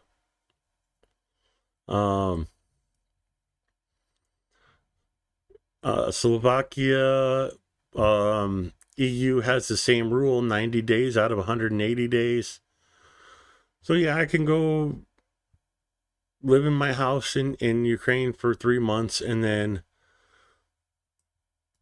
go tour Europe for 3 months, come back, stay for 3 more months. Oh, I think I'm going to go Asia for 3 months. Come back, stay for 3 months. There's nothing that says you have to come back to the US. Just that you can only stay for 90 days out of 180. No visa required, so yeah, I could bounce around. Get enough followers here on YouTube and I can go couch hopping across Europe.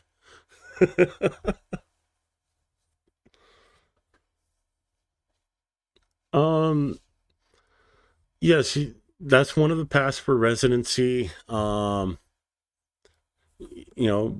Be a volunteer with an NGO that's registered in Ukraine. You can also be a student at a university.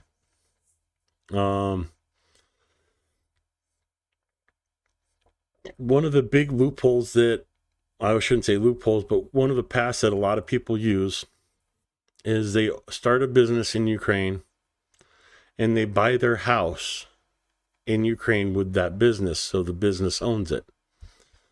And you just have to buy a certain value of the house and charge yourself rent, and then the business pays taxes on that rent to Ukrainian government, and there you go. It's a very easy thing to do.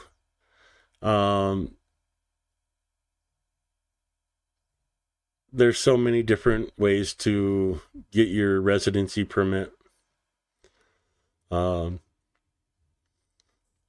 I have everything set up to get my residency permit. I just did not go get my immigration visa when I was in Chicago. But like I said, absolute worst case scenario, you bounce between Ukraine, Hungary, Slovakia, whatever. Or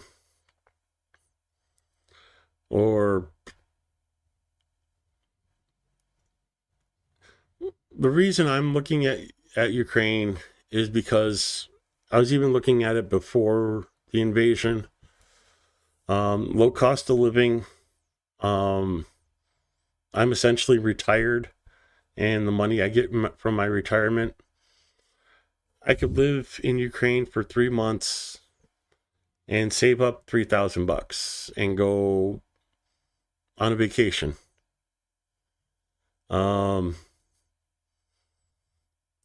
What I get here in the US, I can save about $150 a month. So that's the difference in cost of living from the US to Ukraine. A factor of 10 times for savings for me.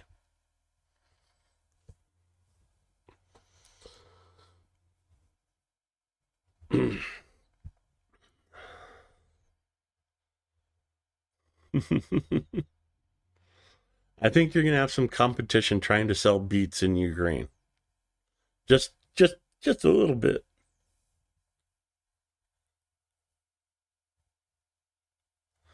Well, there's 2 residency permits: a temporary residency permit and a permanent residency permit. There's different criteria for each one. But there is a rule on the books that if you have a temporary residency permit for 4 years, that automatically turns into a permanent resident permit.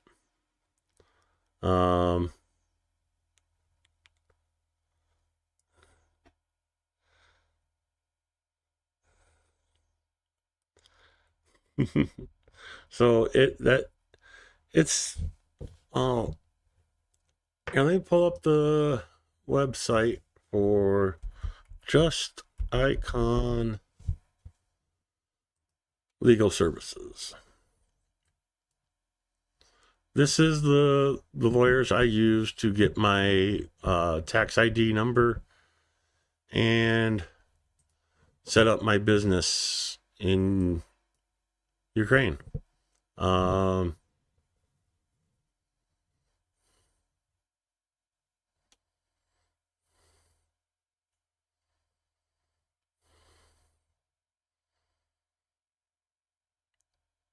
Oh, okay. So, registration of an individual entrepreneur in Ukraine takes literally a day for them to do it once all the paperwork is ready, and will cost you about, at minimum, 2,000 hryvnia, $50. Simplified tax system, it's a straight percentage. So consultation, prepare of the documents, all that. They'll even get you a legal address in Ukraine to operate your business out of if you're just doing it online. So there you go. Roughly about $220, and they'll get you individual entrepreneur registration in Ukraine. There you go. You started a business in Ukraine and you qualify for a permanent residency permit. The main thing you have to... this is the first thing you have to do. Tax ID number. It's about $100 to do it. You need a taxpayer ID number for employment, to buy real estate, to open bank accounts, and to register a business. Any individual, regardless of age or citizenship, can apply for a tax ID number. Literally takes a day for them to get this. Like I got into Kyiv on Tuesday, and Wednesday I had my tax ID number.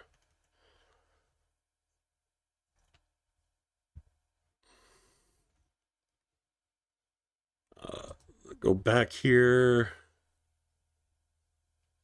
Resident permit in Ukraine. So they'll do all the paperwork for you. for 2,500 hryvnia.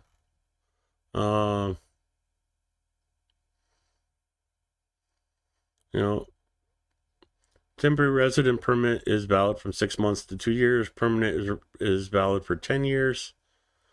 So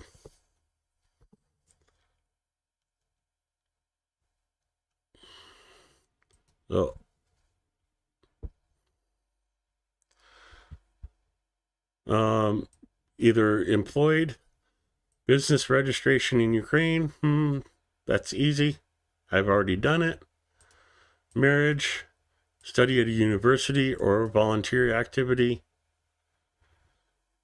There you go. There's your temporary residence permit. Permanent residence is a little more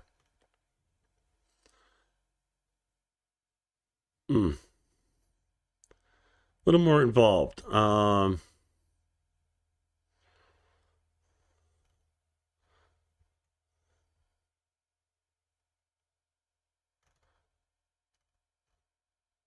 Where is it?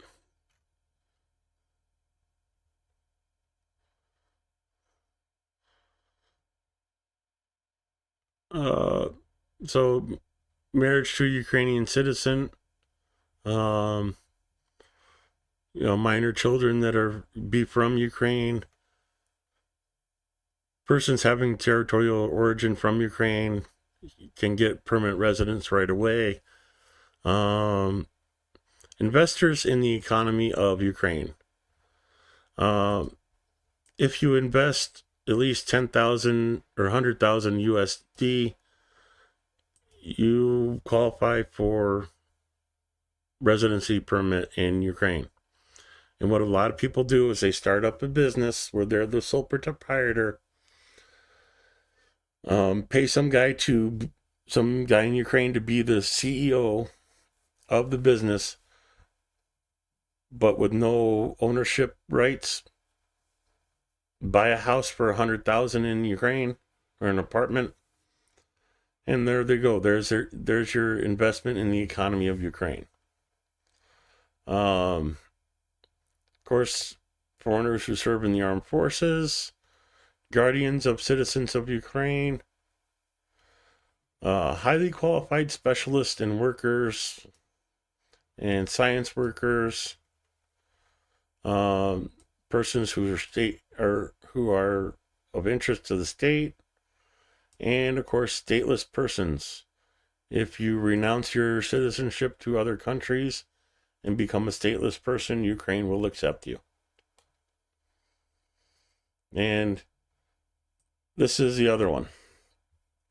Persons who have lived continuously on the territory of Ukraine with a temporary residence permit for the last 5 years.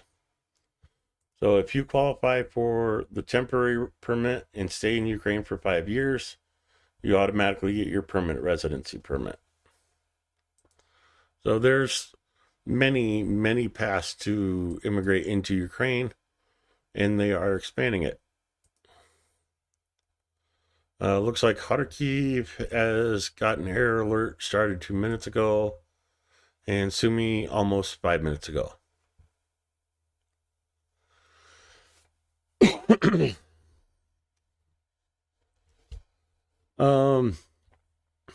Yeah, I remember Agent Orange wanting Greenland.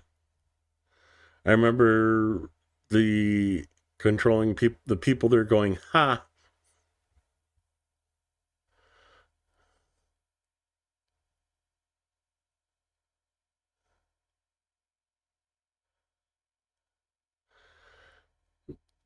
Well, okay, LJ, the whole idea behind the tiny homes in the U.S. is to avoid the cost of the housing in the U.S. That's a non-issue in Ukraine. Well, let me go back to Dymria and just prove my point a little.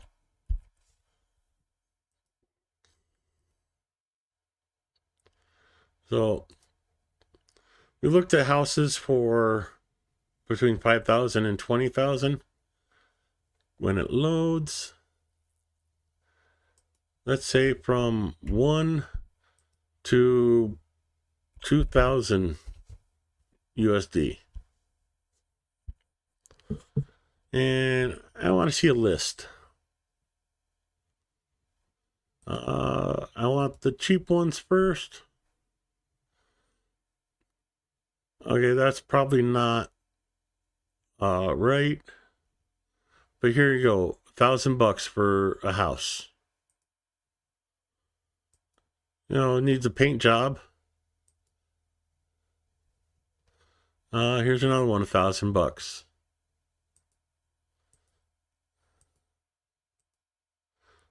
Here's another one for 1,000. Needs some roof work, but another one for 1,000. You know, these are going to need some work done on them, but I mean, it's not $1,075.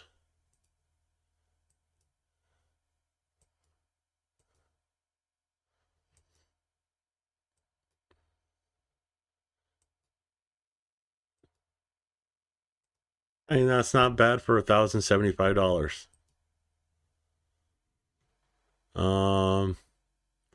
Here you go, $1,100.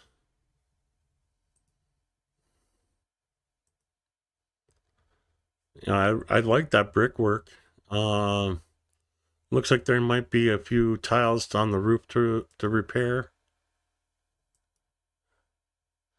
Looks like a window got knocked out. Yeah, so like, you know, a couple sheets of roofing material. Yeah, it's just been neglected a while. Minor fixes. There you go, $1,100.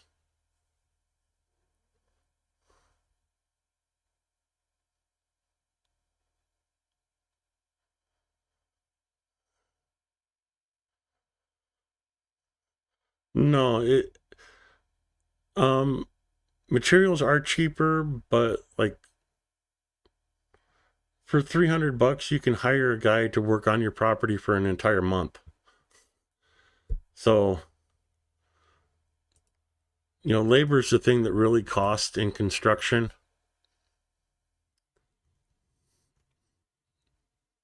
And oh, here's an expensive one, $1,314.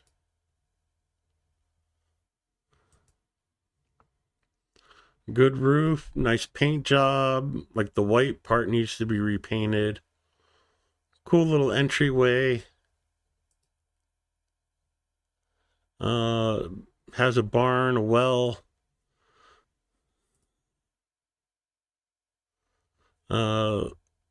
Little outdoor picnic area and a storage shed. Now there's the layout of the house, the entryway, the kitchen, like the corridor, bedroom, and big bedroom.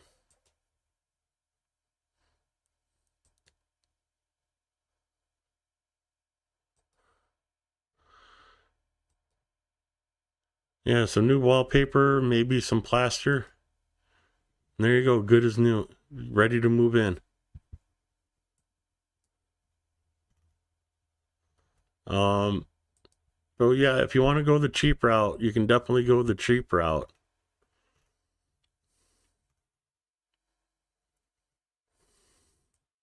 But, you know, here's 5 pages of it. Let's go to the map. So, like Lviv's off, you know, certain areas you won't have choices in this price range. But Zhytomyr, Tchaikovsky, Chernihiv, you know, basically you have to get far enough out from the major cities. But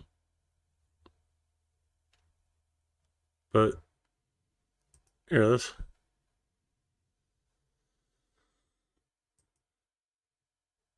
$2,000 right at the top limit that we put in.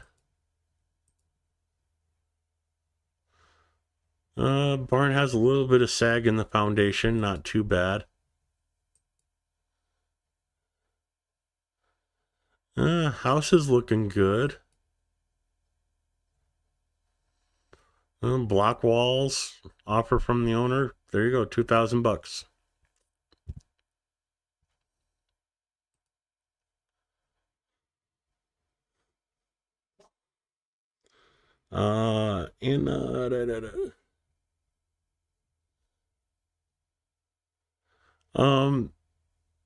Building a home from scratch would probably run you about, like a minimum home like these would run you about $8,000.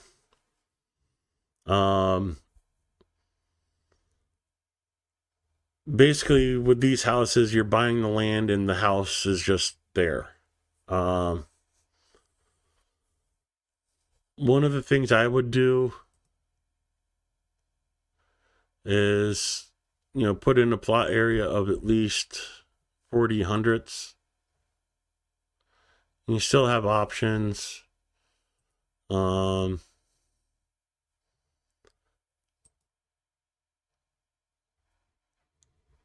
yeah, you buy this place for $2,000.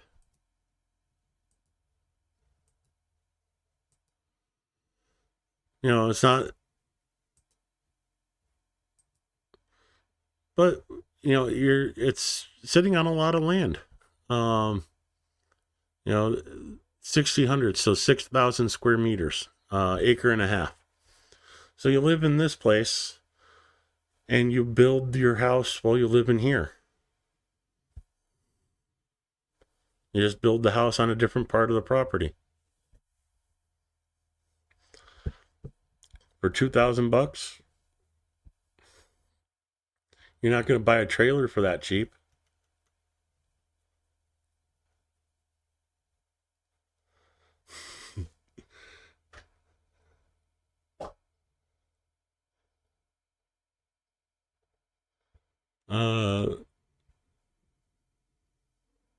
I closed the map, didn't I?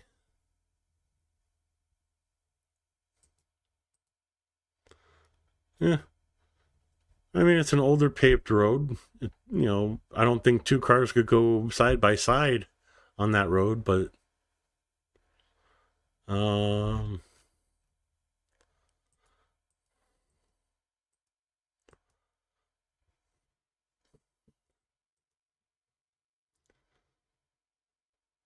let me grab the maps again.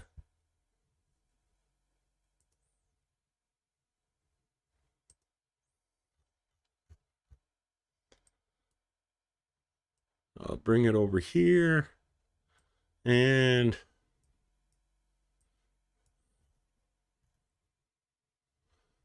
let's see, where was this at?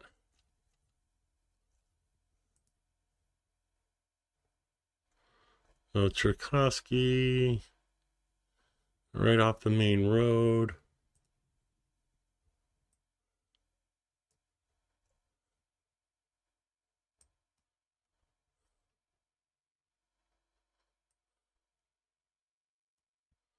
I forgot the name of the town already. Dnipropetrovsky.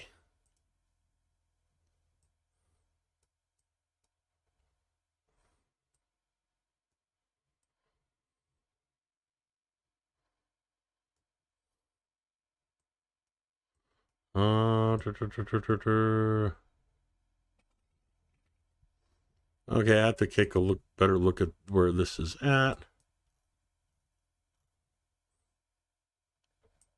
Okay, so that's Uman.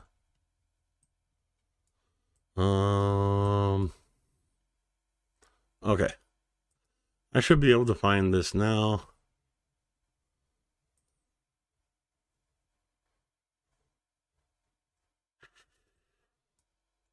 Here we go.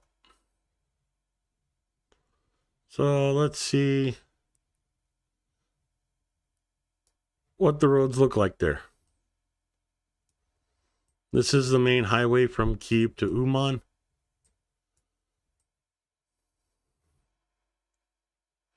So,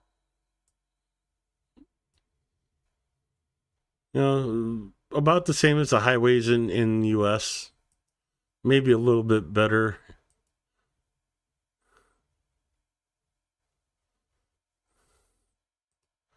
But I know I saw one. There we go.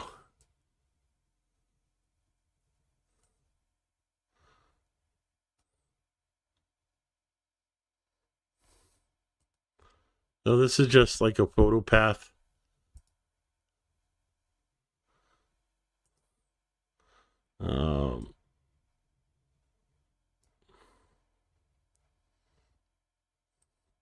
No, someone's starting an orchard.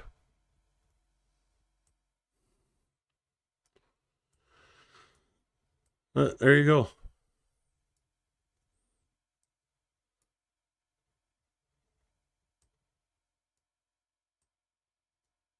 Yeah. And I think the village that this house was in is this village, actually.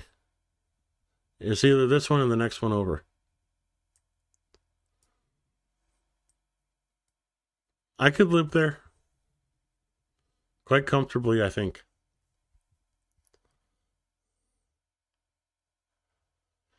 It's just lemon flavored Golby. What do you mean by more expensive homes, Anna? Well, give me a price range.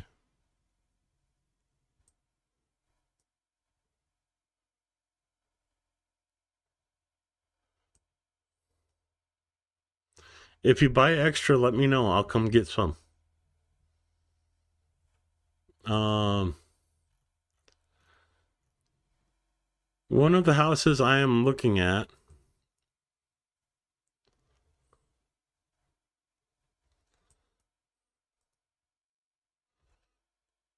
is this house right here. They want $3,000 for it, and it's kind of like a funnel shape. And all those trees, some of those are nut trees, some are fruit trees, some are just shade trees. But I would love to take out some of those trees and do like a little mini orchard back here and make my own apple cider. But there's an orchard. There's another orchard. There's another orchard. And there's another one somewhere nearby. I don't remember where.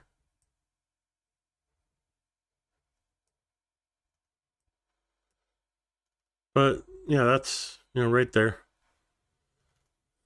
It's about an hour and a half from Kiev.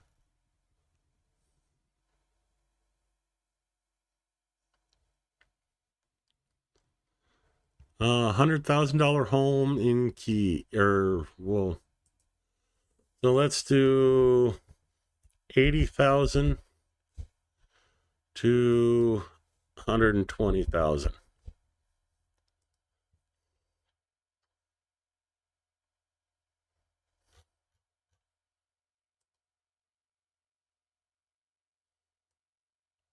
No, I said 80.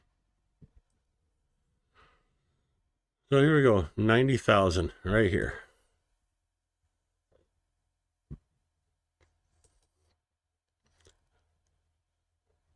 Sitting on 4,000 square meters, 3 rooms, well maintained paint job, roof looks great, no issues with the foundations that I see. Nice garage.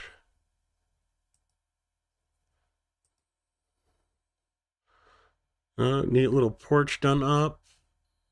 Gate and neighbors across the street. Video surveillance on it. Right next to a pond.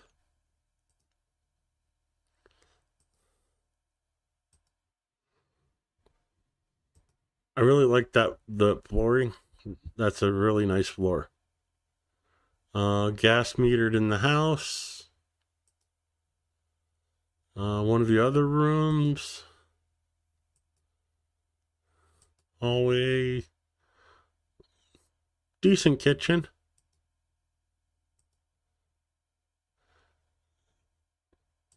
Second floor access.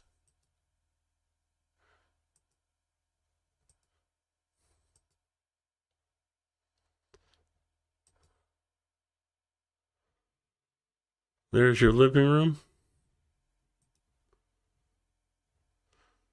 Oh, that's a bright red bathroom.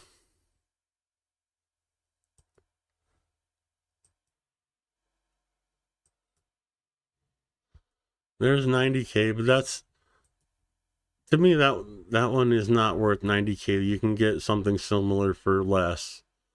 There you go. Top end, 120, just outside of Kyiv.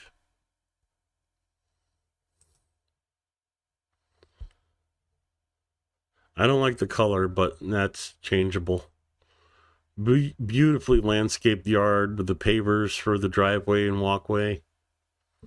Lighting done outside.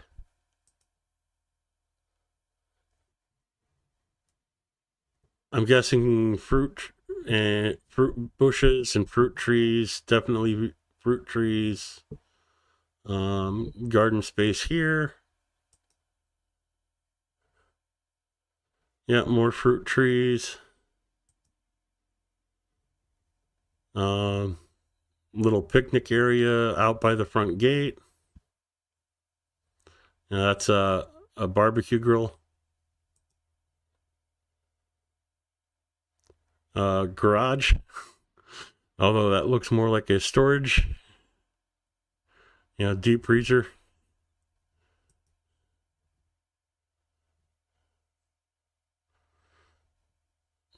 Couple neighbors, nice Christmas tree in the front yard.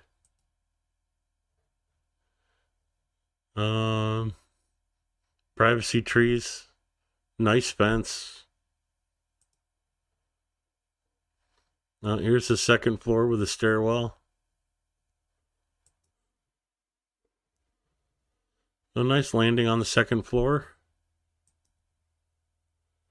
One of the rooms. And the other room.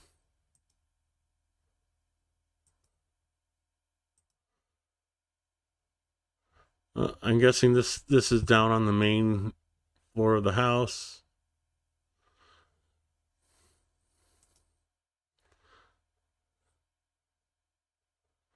That's a weird little feature right here where the roof steps down.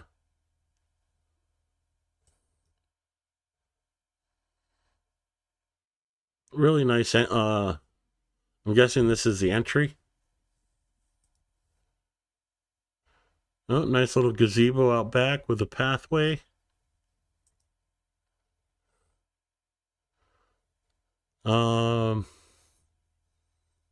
Outdoor grill station, maybe? I don't know. I can't really tell.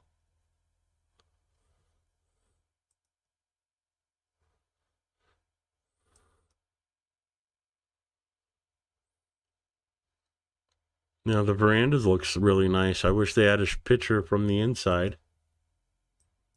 And right back to the beginning. But pretty nice place.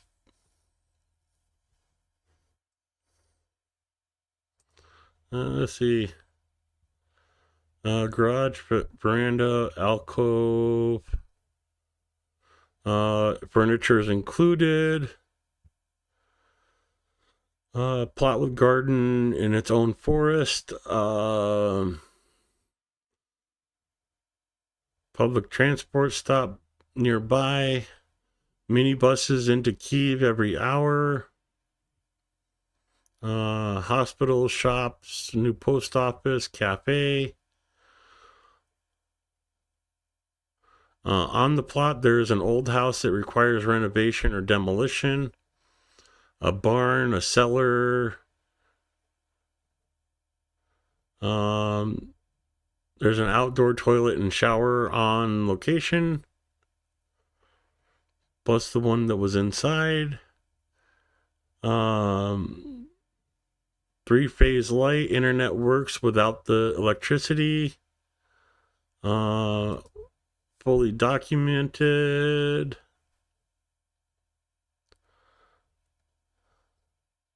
No telephone. Well water. Solid fuel boiler for heating. Water is heated from the boiler. 3 bedrooms. Bathroom, combined bathroom, so only 1 bathroom in the place. Plasma TV, fireplace, washing machine, shower, gas stove, and oven. Built-in kitchen, sofa, all the stuff that goes with it. Armored door for the entrance. So it is privatized property. It's just a hoop you have to go through to say you own it to be able to sell it.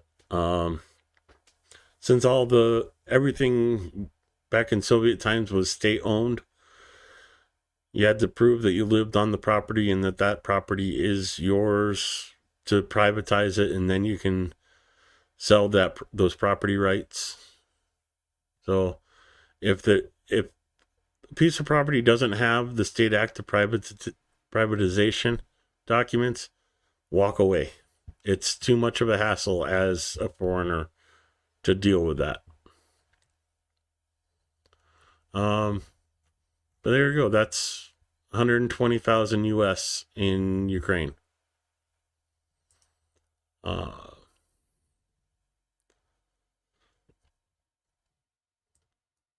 Say you wanted to be closer to Kyiv, Irpin and Bucha area, 92K in Irpin. So half of a house, townhouse.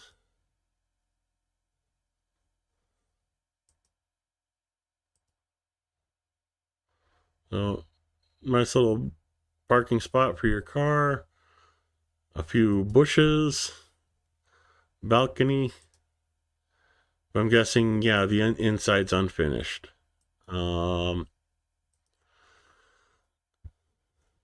Which can be good because you can sit there and finish it how you like it. 110,000 in Sofika.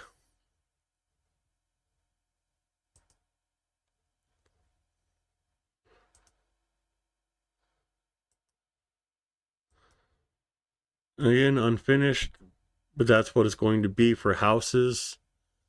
Let's go back. And like in Kyiv, let's switch this to buy an apartment. And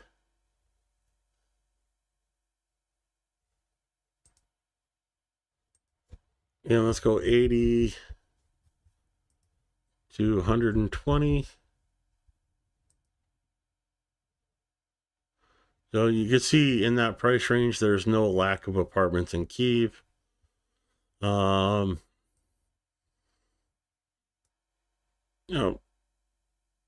Let's go right here, right downtown. Easy access to all the metros. Go anywhere really easily. And right above a pharmacy.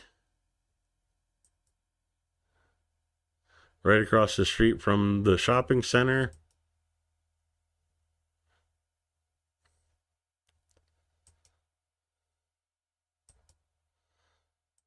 So they show a lot of the outside of the building. There's your stairwell up. That would be your kitchen. That would be your view. And air raids are starting to go off in Kyiv. Pretty much every Ukrainian house that I've been to has this like built-in entertainment center in the living room. Oh yeah, and the chandeliers. Ukrainians love chandeliers. And they have some of the coolest ones I've seen. Okay, I don't need to see your art on the wall, but there's your view every day. And down this road is Maidan, Independence Square. So yeah, if you're in the bigger cities, everything's more expensive, especially like in Kyiv or such. But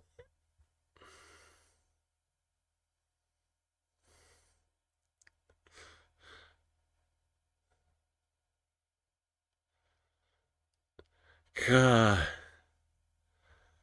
And here I am sitting in a t-shirt and shorts going, it's hot, and turned off my heater already. And it's snowing outside.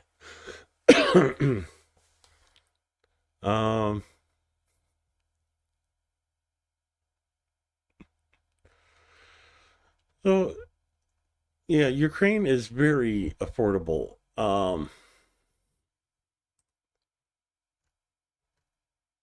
To give you guys a sense of it, you see this little heart here? There's a heart there for a reason. Google knows I went to that restaurant probably twice a week while I was in Ukraine.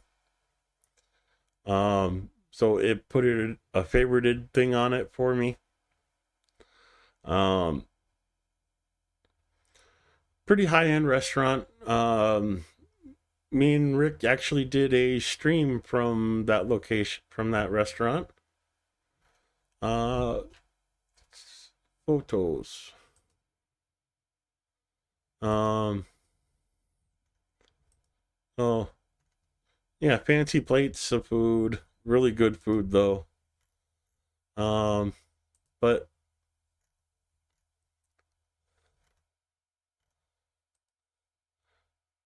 here you go. Sea bass. 275 hryvnia, so about $6 for sea bass.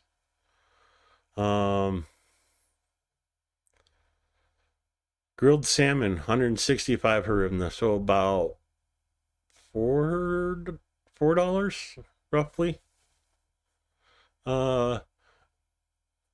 Chicken Kiev, 165 hryvnia. Lamb ribs, 135 hryvnia. Ribeye steak, well, this is per 100 kilograms.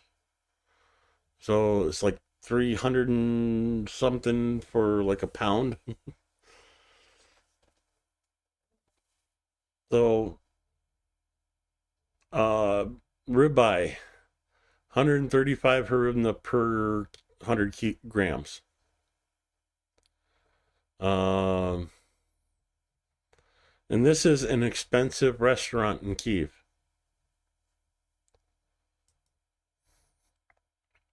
Yeah, an expensive restaurant, you eat for about $10.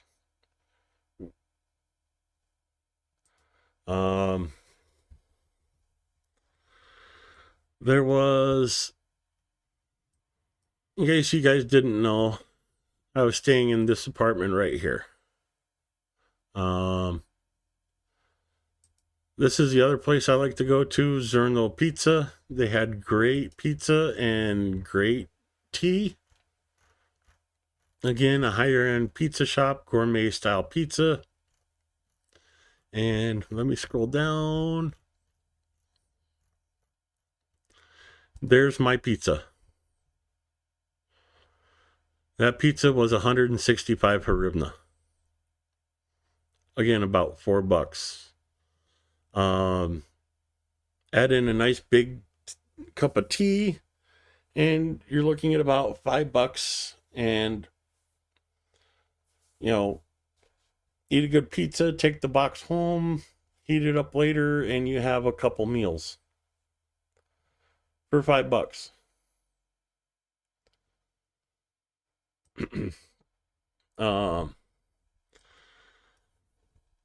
And this is all walking distance. There's a grocery store here, Flora, pet store if you needed food for your pets. This little kiosk right here was like a deli. This was like a bakery, a lot of breads and stuff out of there. And this was a little stand with like a little farmer stand, and they'd sell fruit, veg, flowers, stuff like that out of there.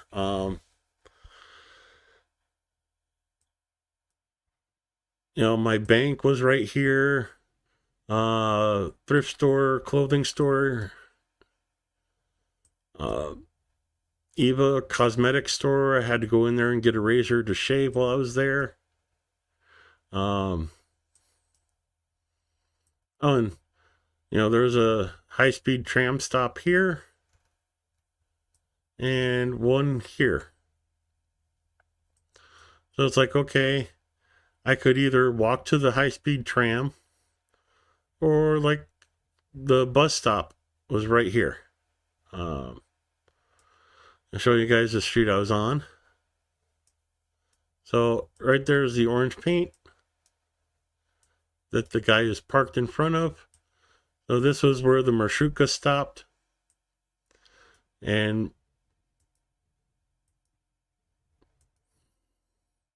I find this so funny. Let's see if I can. Didn't do it.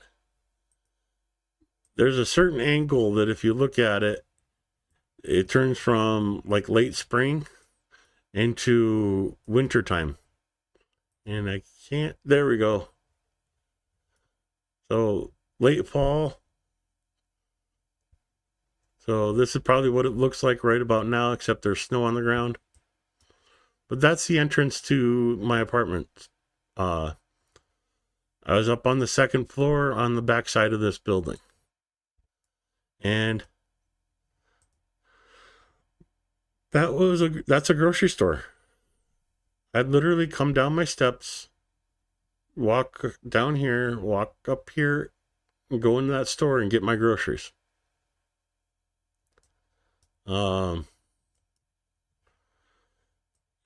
what I'd said about, it's like living in a park. I mean, you tell me, was I lying?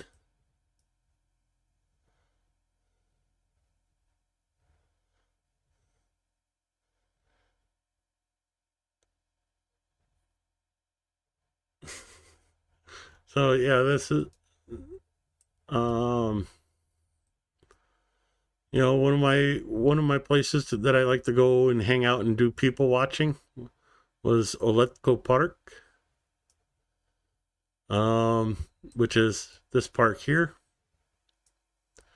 If you watch my stream, you guys should remember the pattern on the deck here.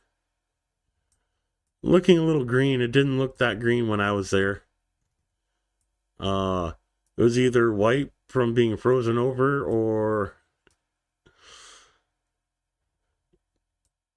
nice, and it was a lot cleaner than this. I'll just say that. But yeah, this is like a little kids park, a little theater stage. They'd have performances on there like once in a while. Big kids playground to play on, little exercise area. And I just sit, like, depending on where the sun was at, either in one of these benches here. This building was finished. This is like the restrooms and stuff like that. And they put in a flower garden here. So all different types of flowers are planted in there. It was really cool. If you guys know the snowing video where the cherry blossoms were flying at me and it looked like snow, I was walking down this path right here, and those are the cherry trees right there. Oh,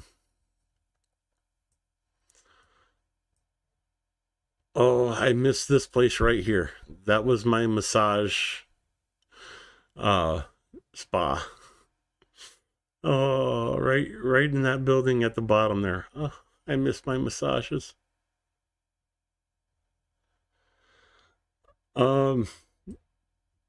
Oh yeah, I was talking about the cost.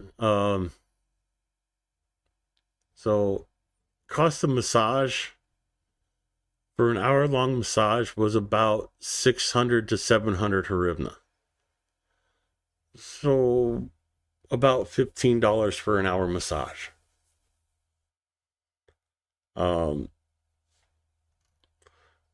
Rent on my apartment back over there was $300 a month. If I went to the grocery store instead of went out to eat, cooked my own meals all the time, I could have gotten by in Kyiv on about $450 to $500 a month.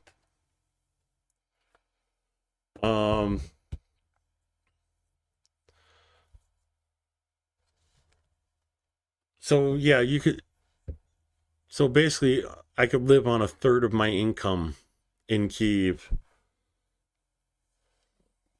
and still save about $1,000 a month.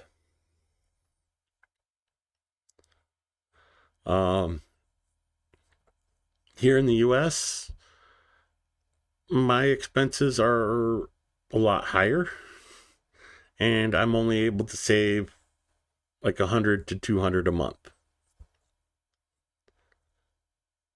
depending on. Oh, and it was an amazing place. Oh, it was so nice. Well, here, let me see if I can.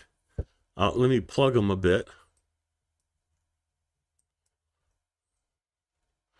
Oh. Okay, fine.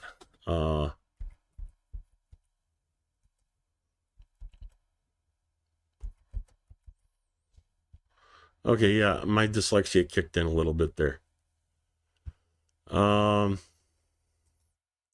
Spa. So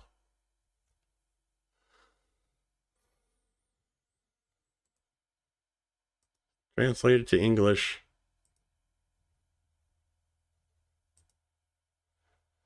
So here you go. 60-minute massage, 900 hryvnia. I'll translate. Just a general 6-hour-long massage for 900 hryvnia. So $20. 40-minute therapeutic massage, 600 hryvnia. 15.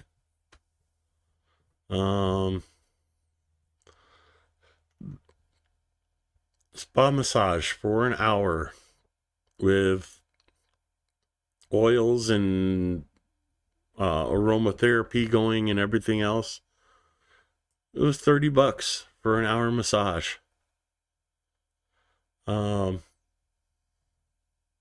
Just a quick back massage for 30 minutes. 500 hryvnia. $12.50 US. This is what I got for Rick the Ukrainian and his wife. Was a couples massage for an hour and a half. Sports massage. So the prices have gone up 150 hryvnia since I've been there. This says years, but it's a mistranslation. It's 1 hour, 1.5 hour, and 2 hour Thai massage. So $30 for an hour and a half. Oh, excuse me. Oh, my stomach's ready to yell at me. So yeah, kind of gives you like a 1 hour Thai massage here in the States is $120 near me. Just a simple back massage for a half hour is $75, and here it's $12.50.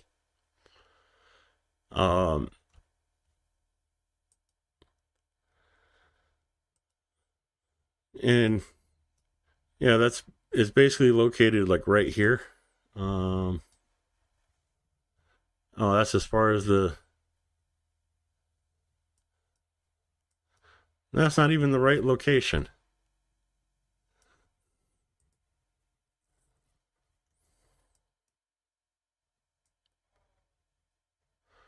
Let's see. Try from there.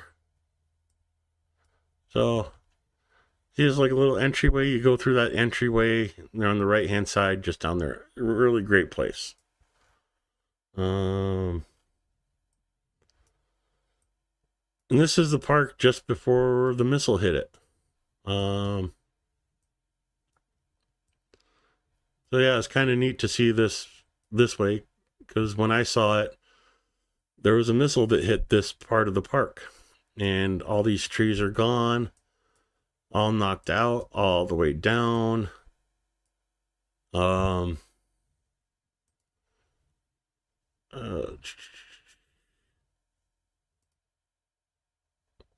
like it hit like right about here and took out like all this area.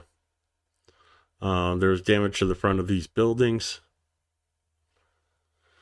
So all new trees are planted in this area, and they made a new like play area up here.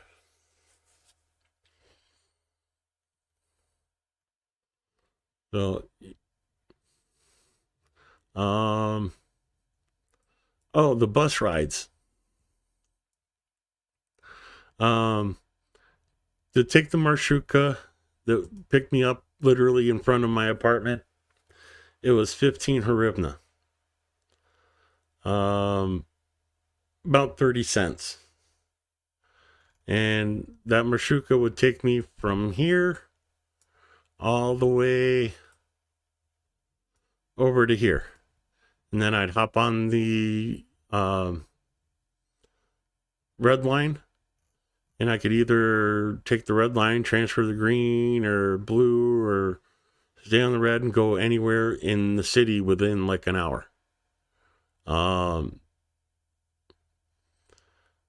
Like when the Azov rally was at Arsenalna, it literally took me 25 minutes to get from all the way here all the way to there, because I just took the Marshrutka up to the metro, and then the metro got out at Arsenalna, and that was it. Wham bam, quick, easy. Oh, in the metro, it's only 8 hryvnia. Literally like 5 cents. I don't even know. I can't even do that low of UAH to USD. So 8 hryvnia, 20 cents, might as well say.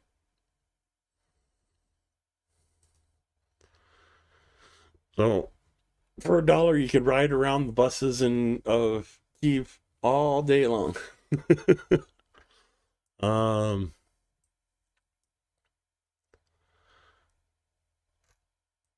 So I was telling you about like going to the high-speed tram.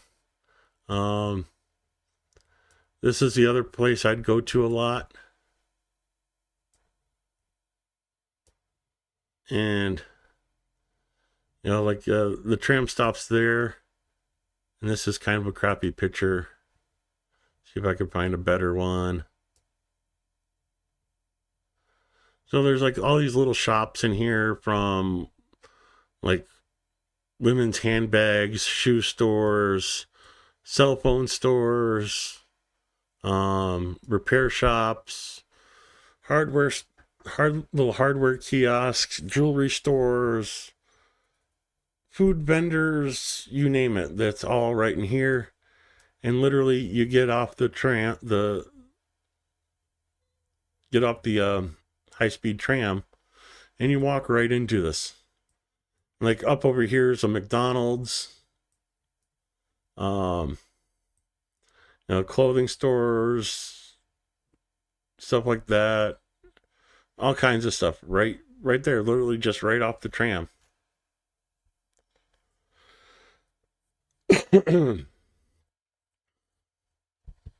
Oh.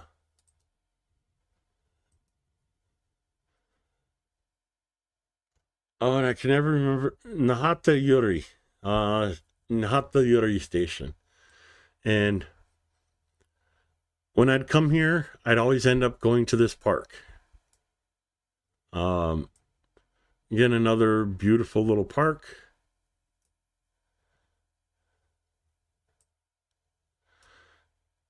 And this is the thing that amazed me about Kyiv. They have benches everywhere. That's just a park. There's always benches in parks. Okay. Let me go back up here.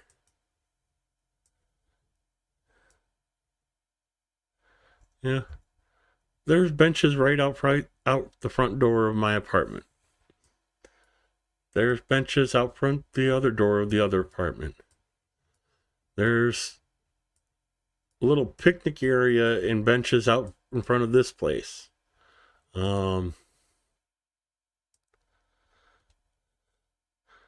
over here. Okay, these are the back sides of the building, so this doesn't count.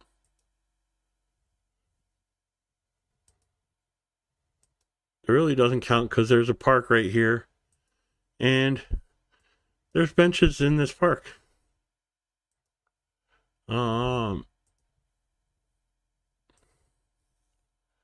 Let's see.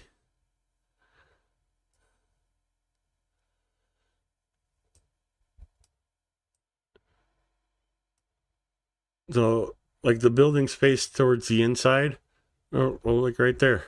There's a bench right by the sidewalk for the entrance of that building there. This isn't even a park. This is just like where the locals can get drinking water. A little water well. You sit there on the bench, feed the pigeons, and watch people get water.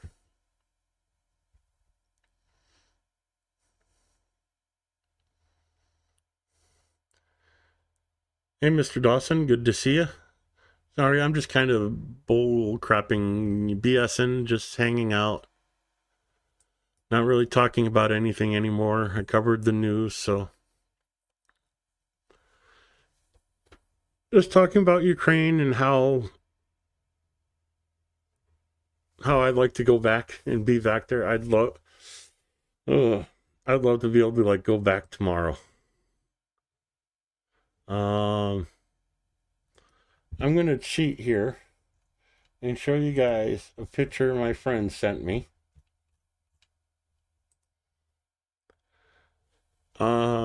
This is the view from her apartment. You might recognize the place because we were just looking at it. The entrance to my apartment is like right here.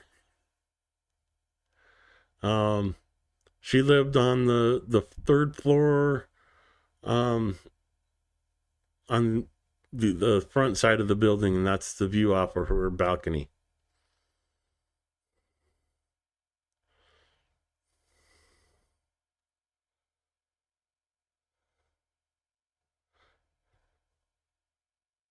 So, yeah, it's just, it seems kind of silly, but when you fall in love with a place, you can't help but talk about it. Oh,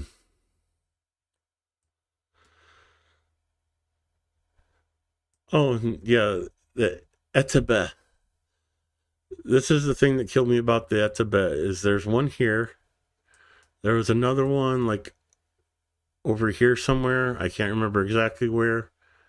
And then there's another one that was over here somewhere. So there's like 3 etabes, like right in that area. um,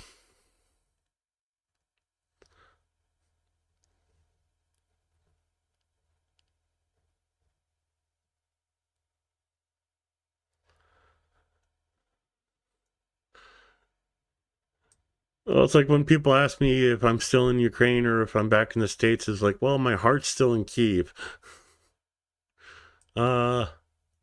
Oops. Literally, my heart's still in Kyiv.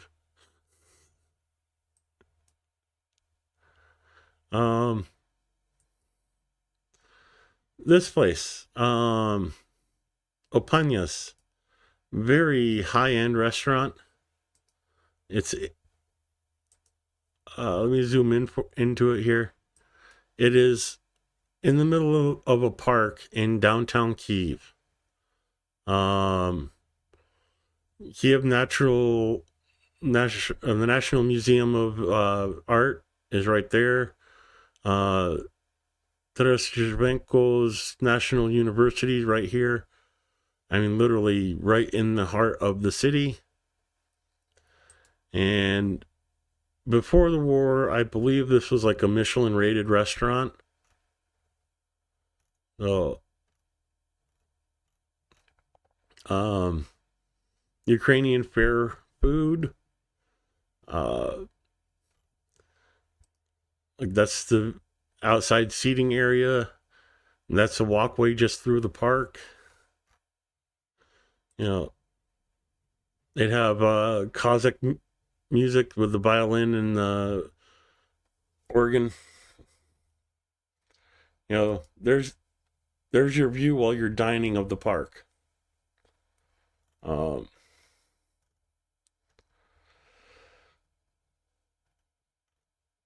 Anyways, the reason why I wanted to show you this is, you know, Chicken Kyiv.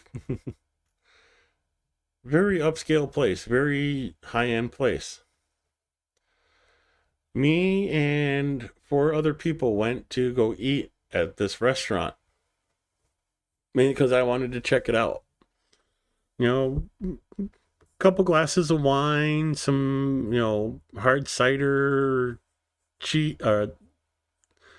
I'm half stuck between calling it chai and tea. So, chai, tea, appetizers, main courses, couple desserts to try out desserts. And even with the tip, it was under $60.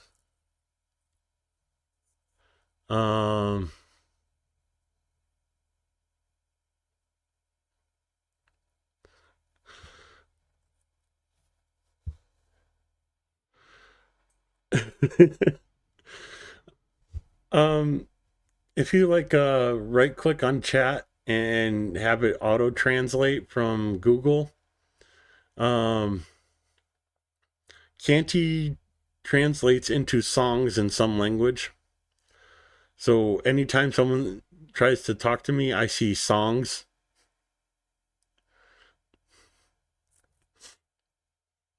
So yeah, just little quirks of chat.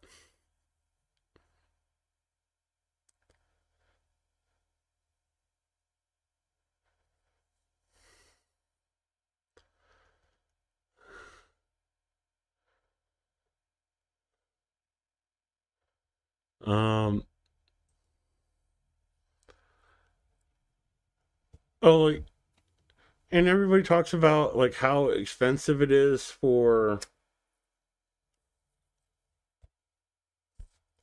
gas. And yes, gas is really expensive over there. It's one of the few things that is more expensive in Ukraine. It was hovering just below 80 hryvnia a liter. So $2 a liter, and it's 3.8 liters to a gallon. So you're roughly talking $7.50 a gallon for gas in Ukraine. Of course, you have to remember that's during wartime, with a lot of the refineries in Ukraine shut down. Oh, the ticket to the zoo. Yeah, I went to the zoo.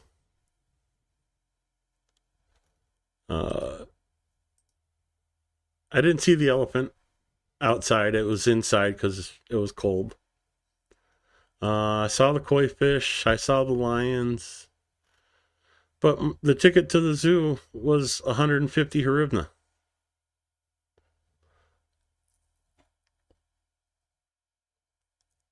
You know, full adult price, 150 hryvnia.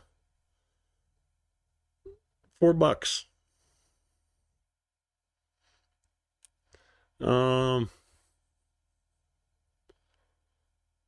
Just out of shits and giggles. $17 for a ticket to the zoo from in Sioux Falls. You know, not like a big city zoo. See, Chicago Zoo.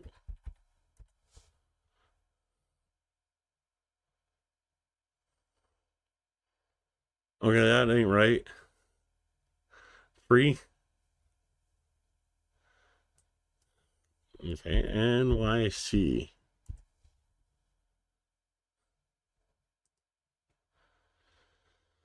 Yeah, $14.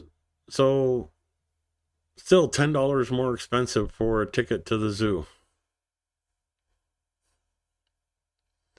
You know, the price of a single ticket to the zoo, you can take an entire family in Kyiv.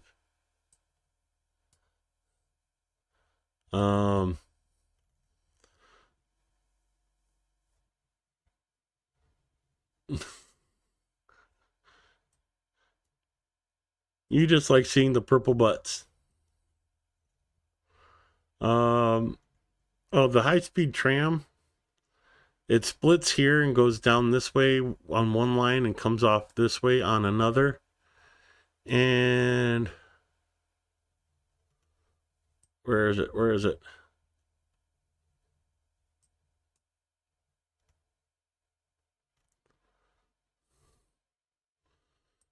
Oh, I know it's down here somewhere.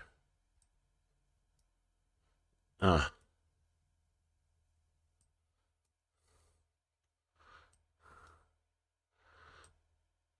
Okay, I'm just gonna have to search it. Dnipro.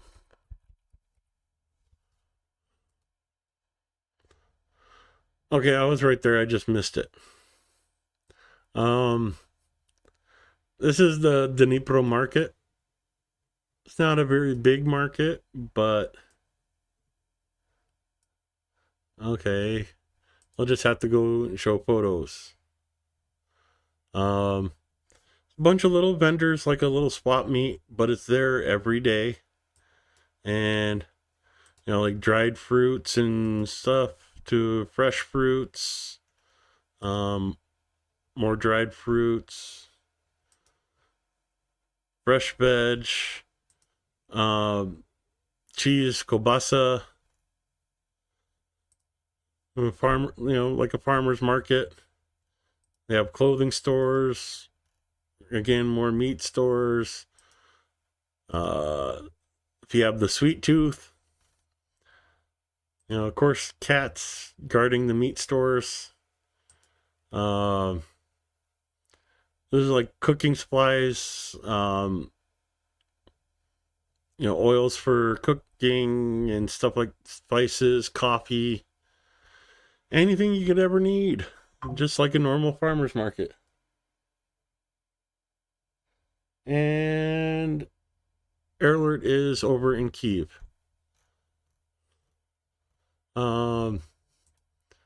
Meat, fish, pomegranate.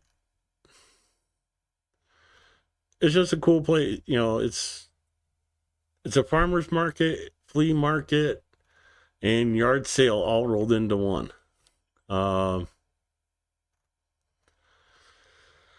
problem I had is nobody had anything in my size.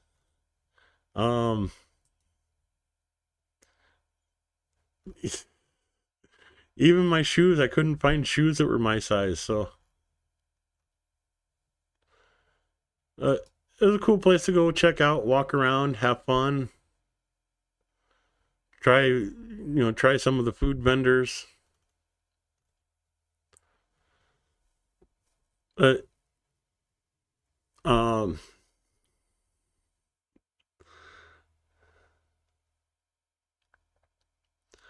it's just, and if you think my area was special, let's go to the backside of the Dnipro market. So, like, the Dnipro market is right there, and this is just the street next to it. Apartment buildings right there. Oh, that's just a special area because it's next to that. Okay, so let's go over here. And, green spaces, even with more modern buildings.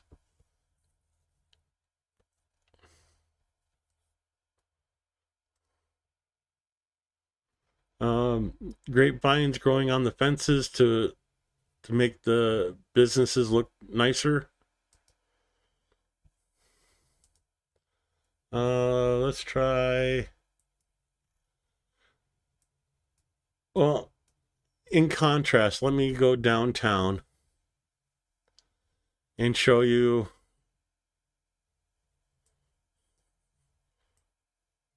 This is the typical downtown street in Kyiv. Yeah, sidewalks, buildings, but you got planters everywhere. Trees. Oh, come on.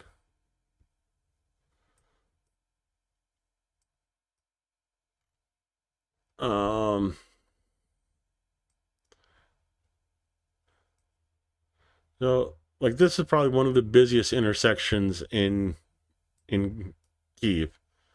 It's a 5-way star intersection, and like the train station's that way, but still right in the middle.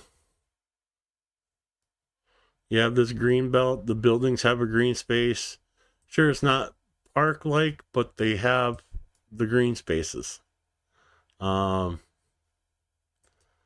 want the park, you literally just have to go over to here. Oh, maybe a bad thing. Yeah, you won't be able to see it there. Let's go up a road. So, see, which way am I pointing? So the river's like right there's the river. You can kind of see it through the trees, but there's this huge park right along the riverfront.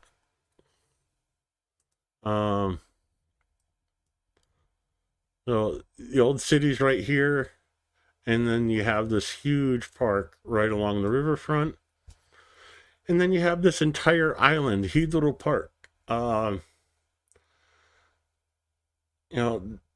It's all like a nature reserve right in the middle of the river. And okay, there is some built up areas. They have bars, they have beaches you can go to, stuff like that. But literally there's a metro stop right there to take you into the park and ride your bike, jog, do whatever you need to do, hang out, and literally a metro bus ride from from Polytechnic to Hydro Park is 20 minutes on the metro.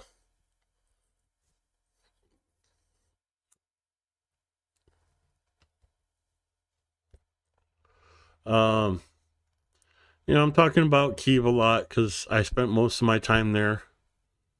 I had a bunch of friends that I helped them learn English staying in Kyiv.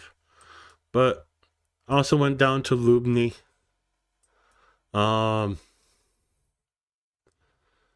Again, it's... Oh, let's go right in the center of the pinwheel. This is the center of town. Little Ferris wheel. Yes, the park in the center of town. Main drag that goes through Lubny, this is not it.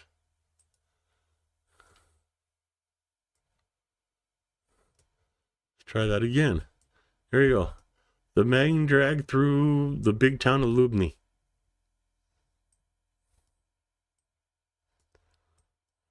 And it seems like everywhere, every city you go to in Ukraine is set up how we should have been building cities here in the States, with green areas. Because these trees like cut down the noise from the traffic, helps purify the air so the air's cleaner. A little shopping depot.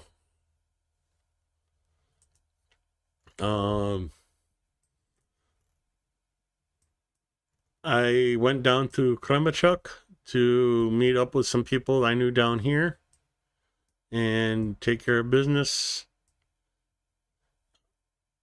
Well, and of course, it's in the middle of somebody's lot, not like the main street. I'm not having luck with the first one I do. There we go. Just a little side street, people out having just hanging out. Don't know what they're doing. But green spaces between all the buildings. You know, the little center of the traffic divide as a green space is a big thing in Ukraine. But every city has it. Not like here in the States where you go,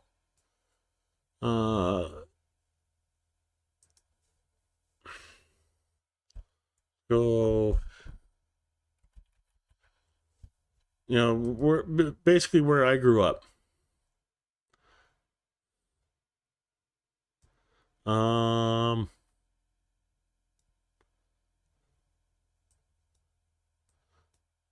Yeah, where's the green spaces? Where's the plants in the center median? That's probably not the greatest. You go downtown Phoenix.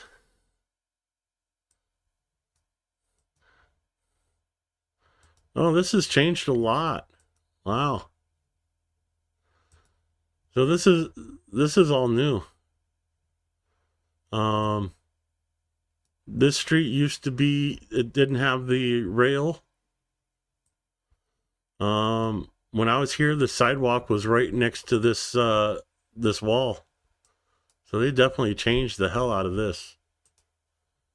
I guess some things you can never go back to, I guess.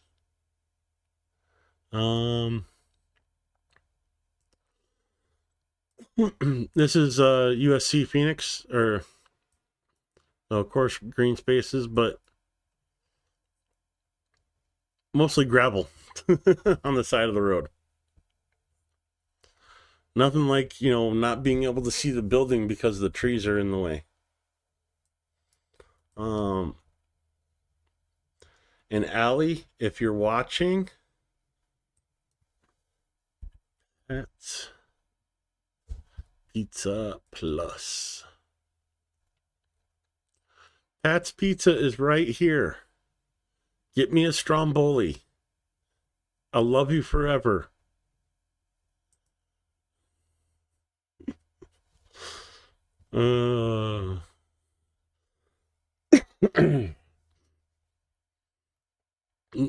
Just for so those that don't know, Pat's Pizza is the only place in Phoenix that has real Stromboli. You know, you go to like streets in New York and they take a pizza and fold it and call that Stromboli. It's not.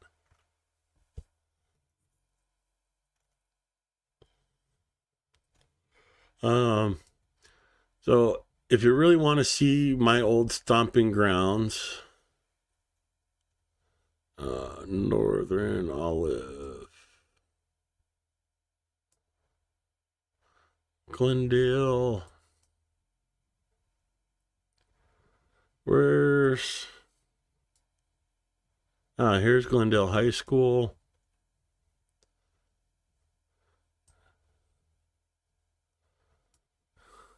So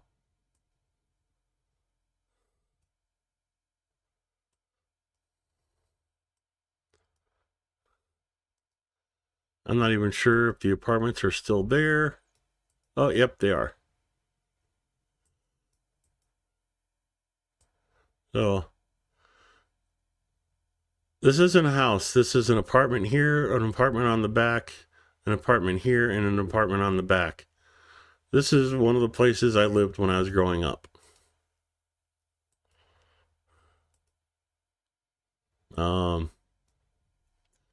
Yeah, not the greatest of neighborhoods. Gunshots every night, helicopters. A lot of this has changed because this all used to be like trailer homes in here. That looks like it's been emptied out and they've been trying to improve the neighborhood.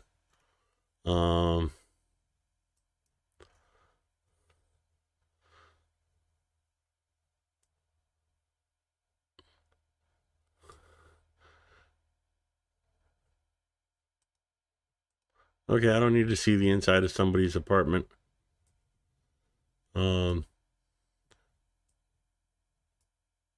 These apartments are freaking old as heck. Used to live in these apartments too. You know, the old strip mall.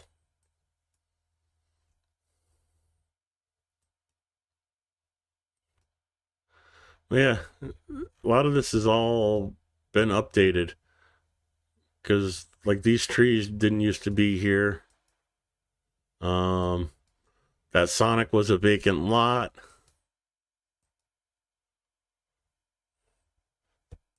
And oh yeah, the old liquor store, the drive-through liquor store.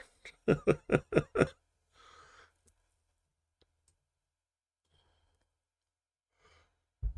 yeah, that's my old stomping grounds in my old high school.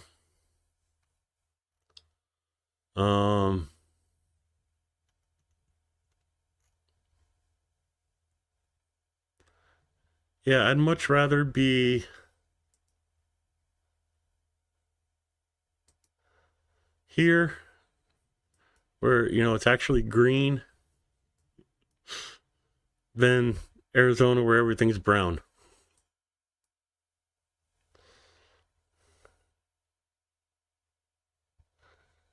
How many people? Oh, wow, we still got 21 people here.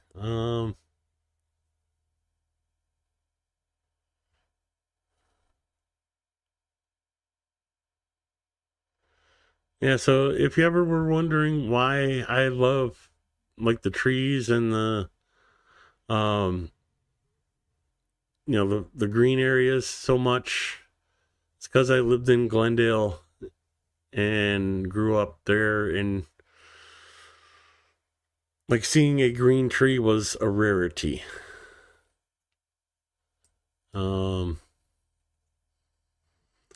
Like I don't ever remember having to mow a yard as a kid because all my yards were desert landscaping, you know, throw a tarp down to keep the weeds down and put gravel over it.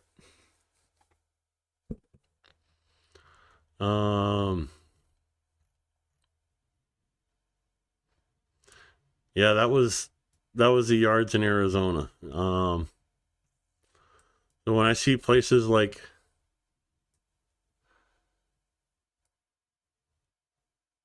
that along the highway,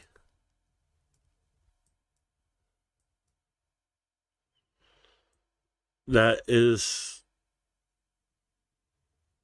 well, obviously it's a foreign land but to me, but it's kind of funny way to say it.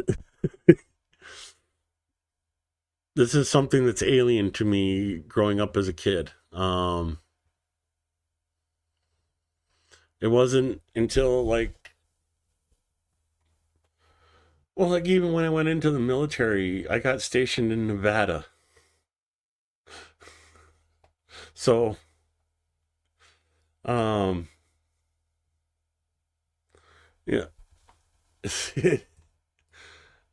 So, yeah, I saw a desert for most of my life that you have memories from was spent in a desert. So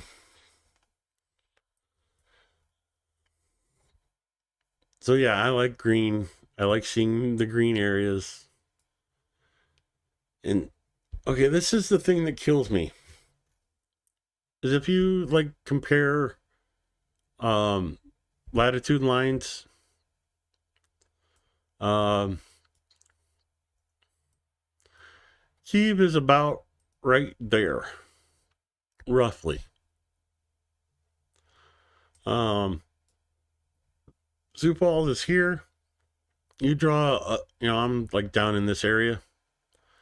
If you follow the latitude line over to Ukraine and like line it up with Kyiv, I'm like right here.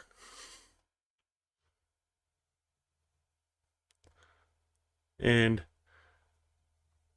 right now, Ukraine is almost 20 degrees warmer than me. Let me open this on the other screen so it doesn't give away my...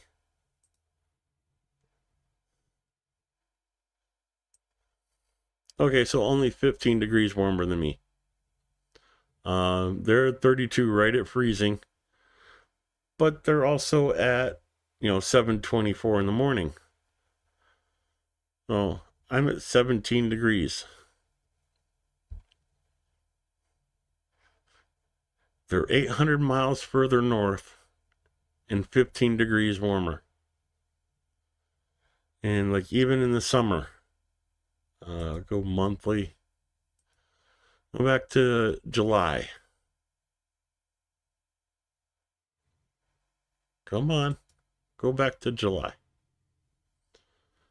They had some warm days, 94, 97. But they were having 90s. I was having hundreds.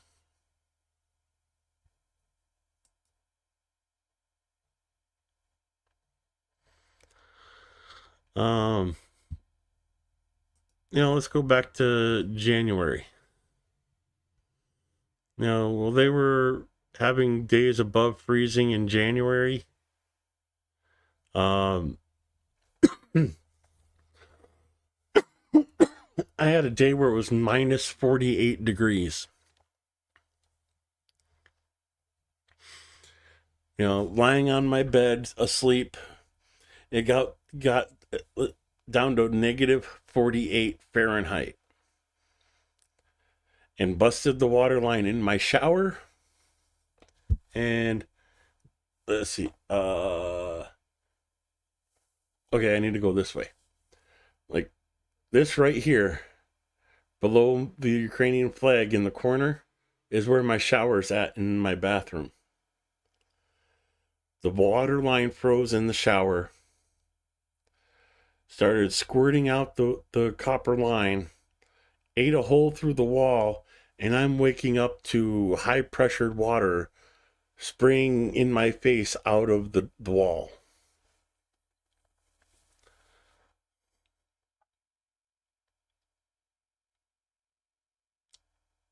Yeah.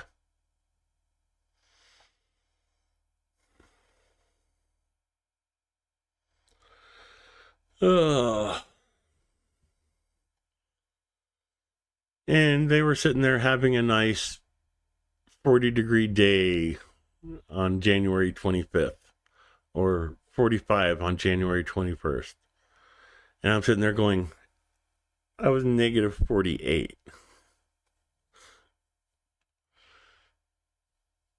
So, yeah, Kiev's temperatures are much more consistent and stable.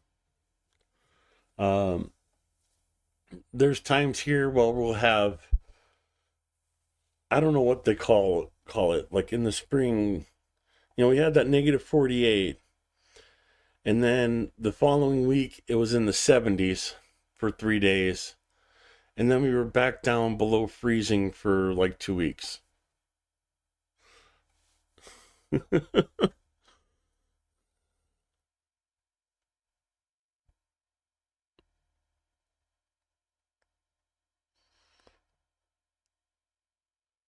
There's no bad words. There's just explicit words and graphically explicit words.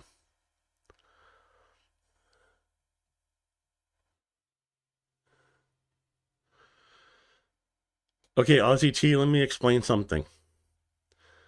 When I'm talking like negative 40 is where Celsius and Fahrenheit cross.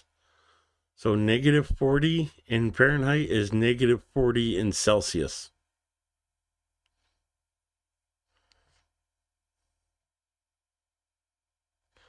So you're talking negative 48 in Fahrenheit. It's probably pretty damn close to negative 48 in Celsius. And Kyiv is 800 miles further north than me. It's sitting at 0.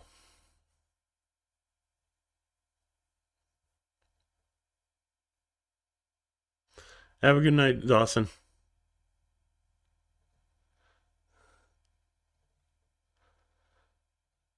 Yeah, close enough.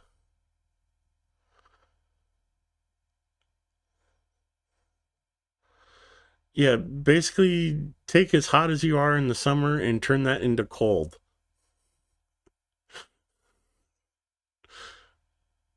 Yeah.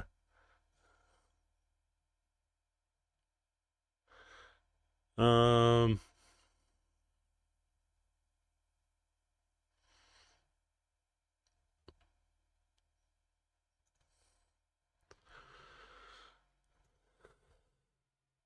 Well, it's almost midnight here, half hour till midnight.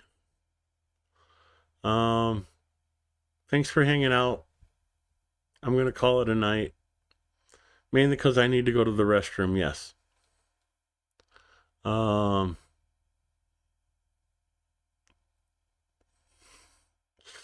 you, Golby. I was talking to Ozzy.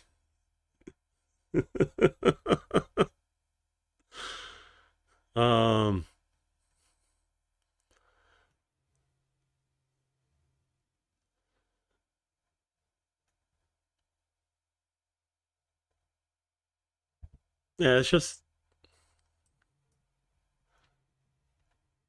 Oh, before I go, I just want to. Oh, I don't want to show you guys my pictures before I pick and choose through them.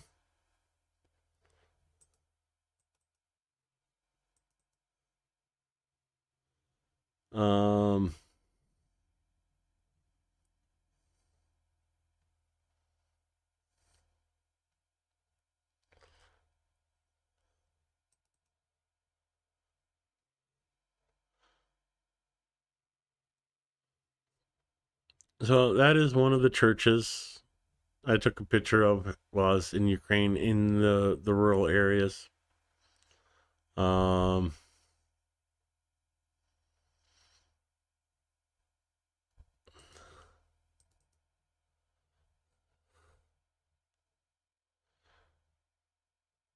These are all fruit trees that are blooming around the village.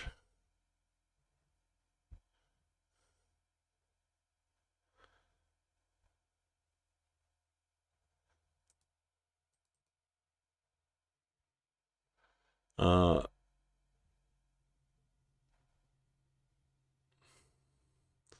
that's the village before I got into it from the train view.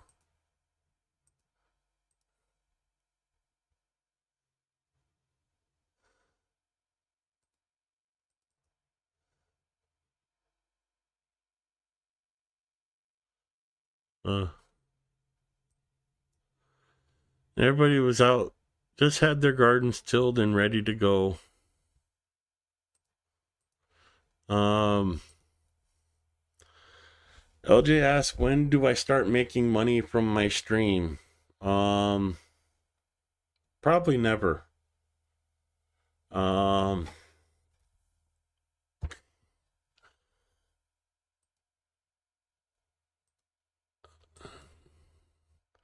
I have no qualms showing you guys the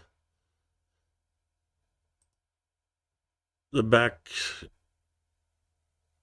behind the scenes, or whatever you want to call it.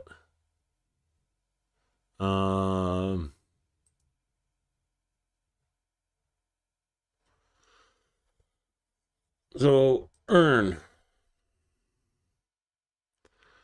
to even be able to be eligible to have super chats. Need 500 subscribers. I'm at 218. 3 videos in the last 90 days. I need to start doing more videos. So I need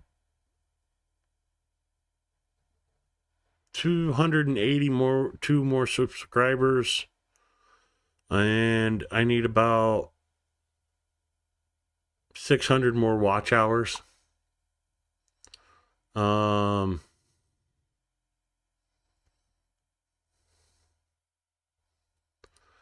That's to get memberships, supers, to start getting ad revenue. I need to get to 1,000 subscribers and 4,000 watch hours. I'm pretty far off from being able to make any money from YouTube, and I really don't care.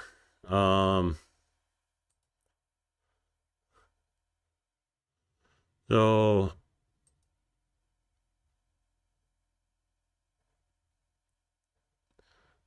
I lost a subscriber on on day 990.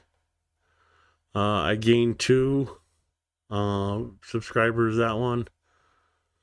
So yesterday I gained a subscriber. So I'm picking up about a subscriber every other stream. So the war only needs to last another 1.5 years, and I'll have enough subscribers to get ad revenue. Yeah, I'm not asking for that. I'm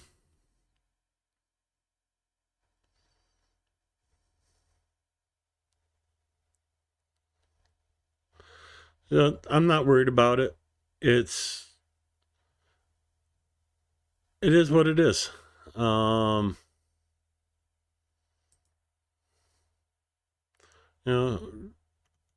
Guys' chats, no copyright issues, no subtitles. I've added 10 subscribers in the last 28 days. I've had 1,600 views and 402 hours of watch time. One of my top videos is actually this video of the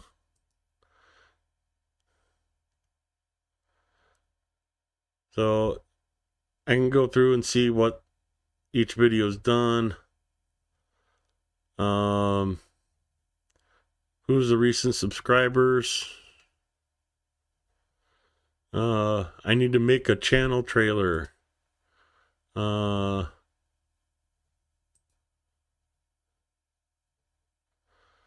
yeah, like they're trying to get me to, they're trying to give you paths to grow. And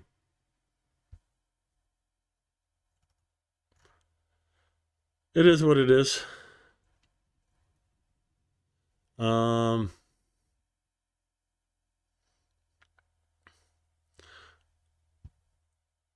Yeah,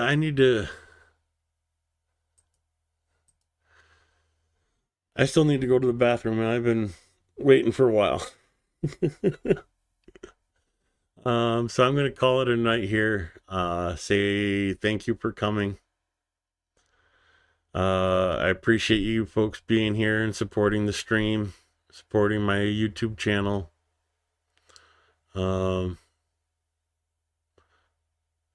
Has to be better than listening to somebody drone on about one story for, oh God, how many? 2 hours? I just wanted to see the length of time. 2 hours for Biden pardoned his son. Okay. That took me, what, 20 seconds to cover?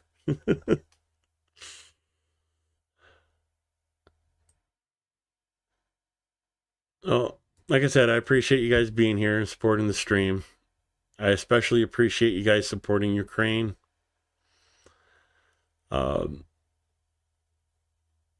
know, try and make this a regular thing on Sundays as a hangout after the stream. Love you guys. Felix says good night. Na dobranoc. And of course, razom do peremôžemo. Together we will win.